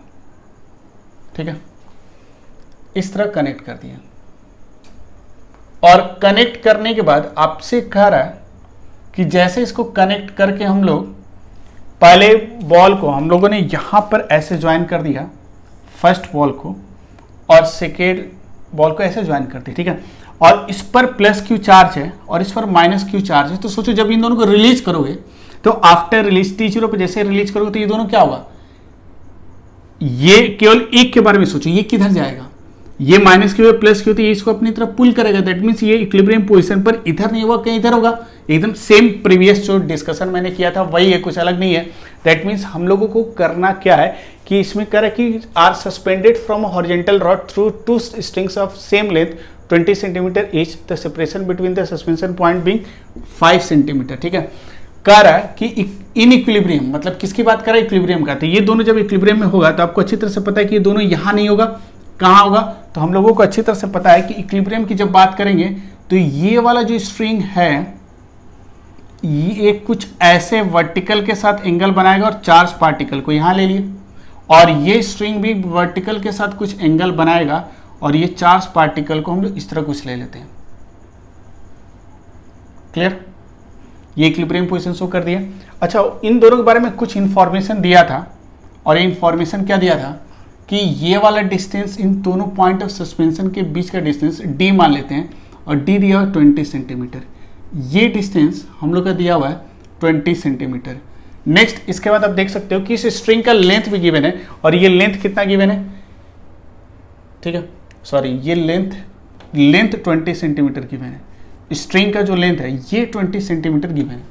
नेक्स्ट आपका दिया है कि सेपरेशन दिया है 5 सेंटीमीटर, सॉरी, ये सेपरेशन आपका 5 सेंटीमीटर दिया है, और कह रहा है कि जब इक्विलिब्रियम में दोनों होगा तो in equilibrium the separation between the balls is 3 centimetre. इन दोनों के बीच का जो सेपरेशन है, ये सेपरेशन आपका इक्विलिब्रियम में दिया हुआ है कि 3 सेंटीमीटर है।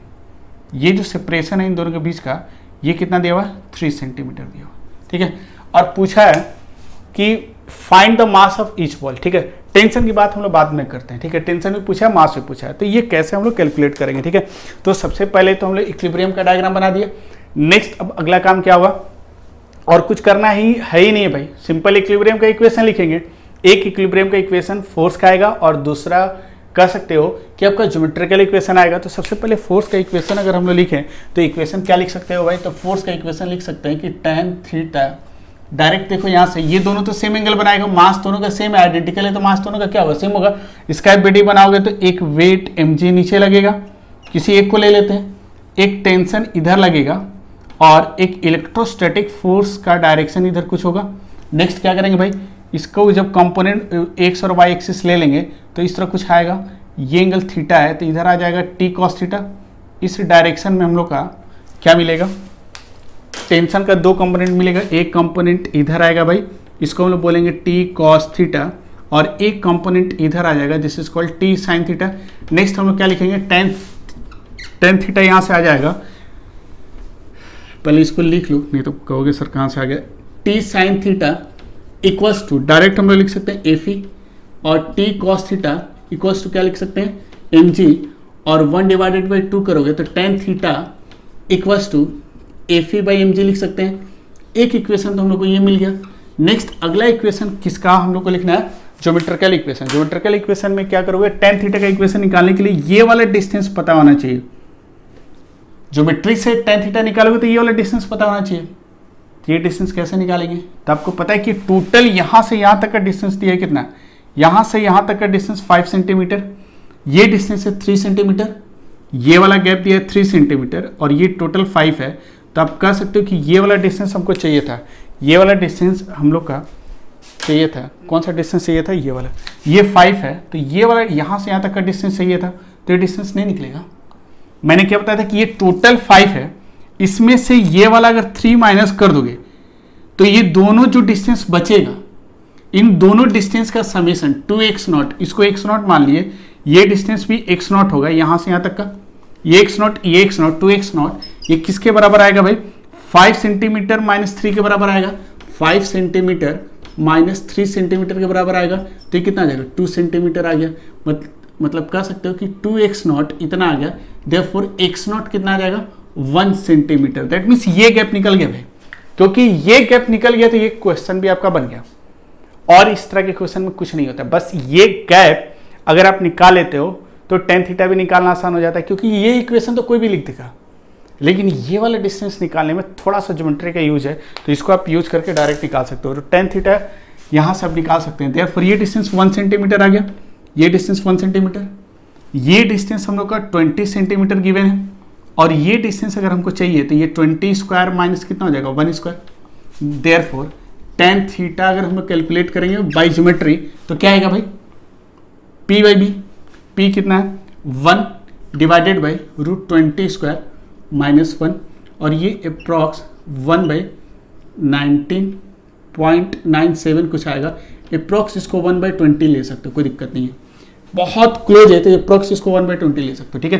तो एक इक्वेशन ये हम लोग को मिला, एक इक्वेशन tan थीटा का यहाँ से मिला, ये सेकेंड इक्वेशन मिला, ठीक है। नेक्स्ट अब क्या करेंगे, फ्रॉम 1 and 2 हम लोग इक्वेशन लिखते हैं, फ्रॉम 1 and 2। आप ध्यान से देखो, 1 बाई 20 इक्वल्स टू ये वाला रिलेशन लिख सकते हैं, F by M G, clear. अच्छा यहाँ से देखो, एम जी बाई 20 लिख सकते हैं, और एफ का वैल्यू कितना होगा, इन दोनों चार्ज के बीच का force of attraction at this position, तो ये कितना हो जाएगा 1 by 4 pi epsilon not Q square. दोनों का चार्ज का अमाउंट क्या है, सेम है, और ये डिस्टेंस कितना है 3/100 कर देंगे, क्योंकि ये एसआई में होता है तो ये भी एसआई में होगा। ये 3 सेंटीमीटर है, तो इसको क्या करें, यहाँ यूनिट में नहीं बदले, क्योंकि जो यूनिट ऊपर होगा वही यूनिट नीचे होगा, इसलिए कैंसिल आउट हो जाएगा, लेकिन यहाँ बदलना होगा क्योंकि ये सारा एसआई में है, ठीक है। तो ये 3/100 लिख दिए का होल स्क्वायर। तो आप देखो इसको क्या लिख सकते हो कि एम जी को हम लोग 9.8 लिख सकते हैं, डिवाइडेड बाई 20 इक्वल्स टू, इसको 9 × 10⁹ लिख सकते हो, 1/4 पाई एप्सिलॉन नॉट को क्यू स्क्वायर रहने देते हैं अभी, नीचे 9 और ये ऊपर जाएगा तो 10⁴।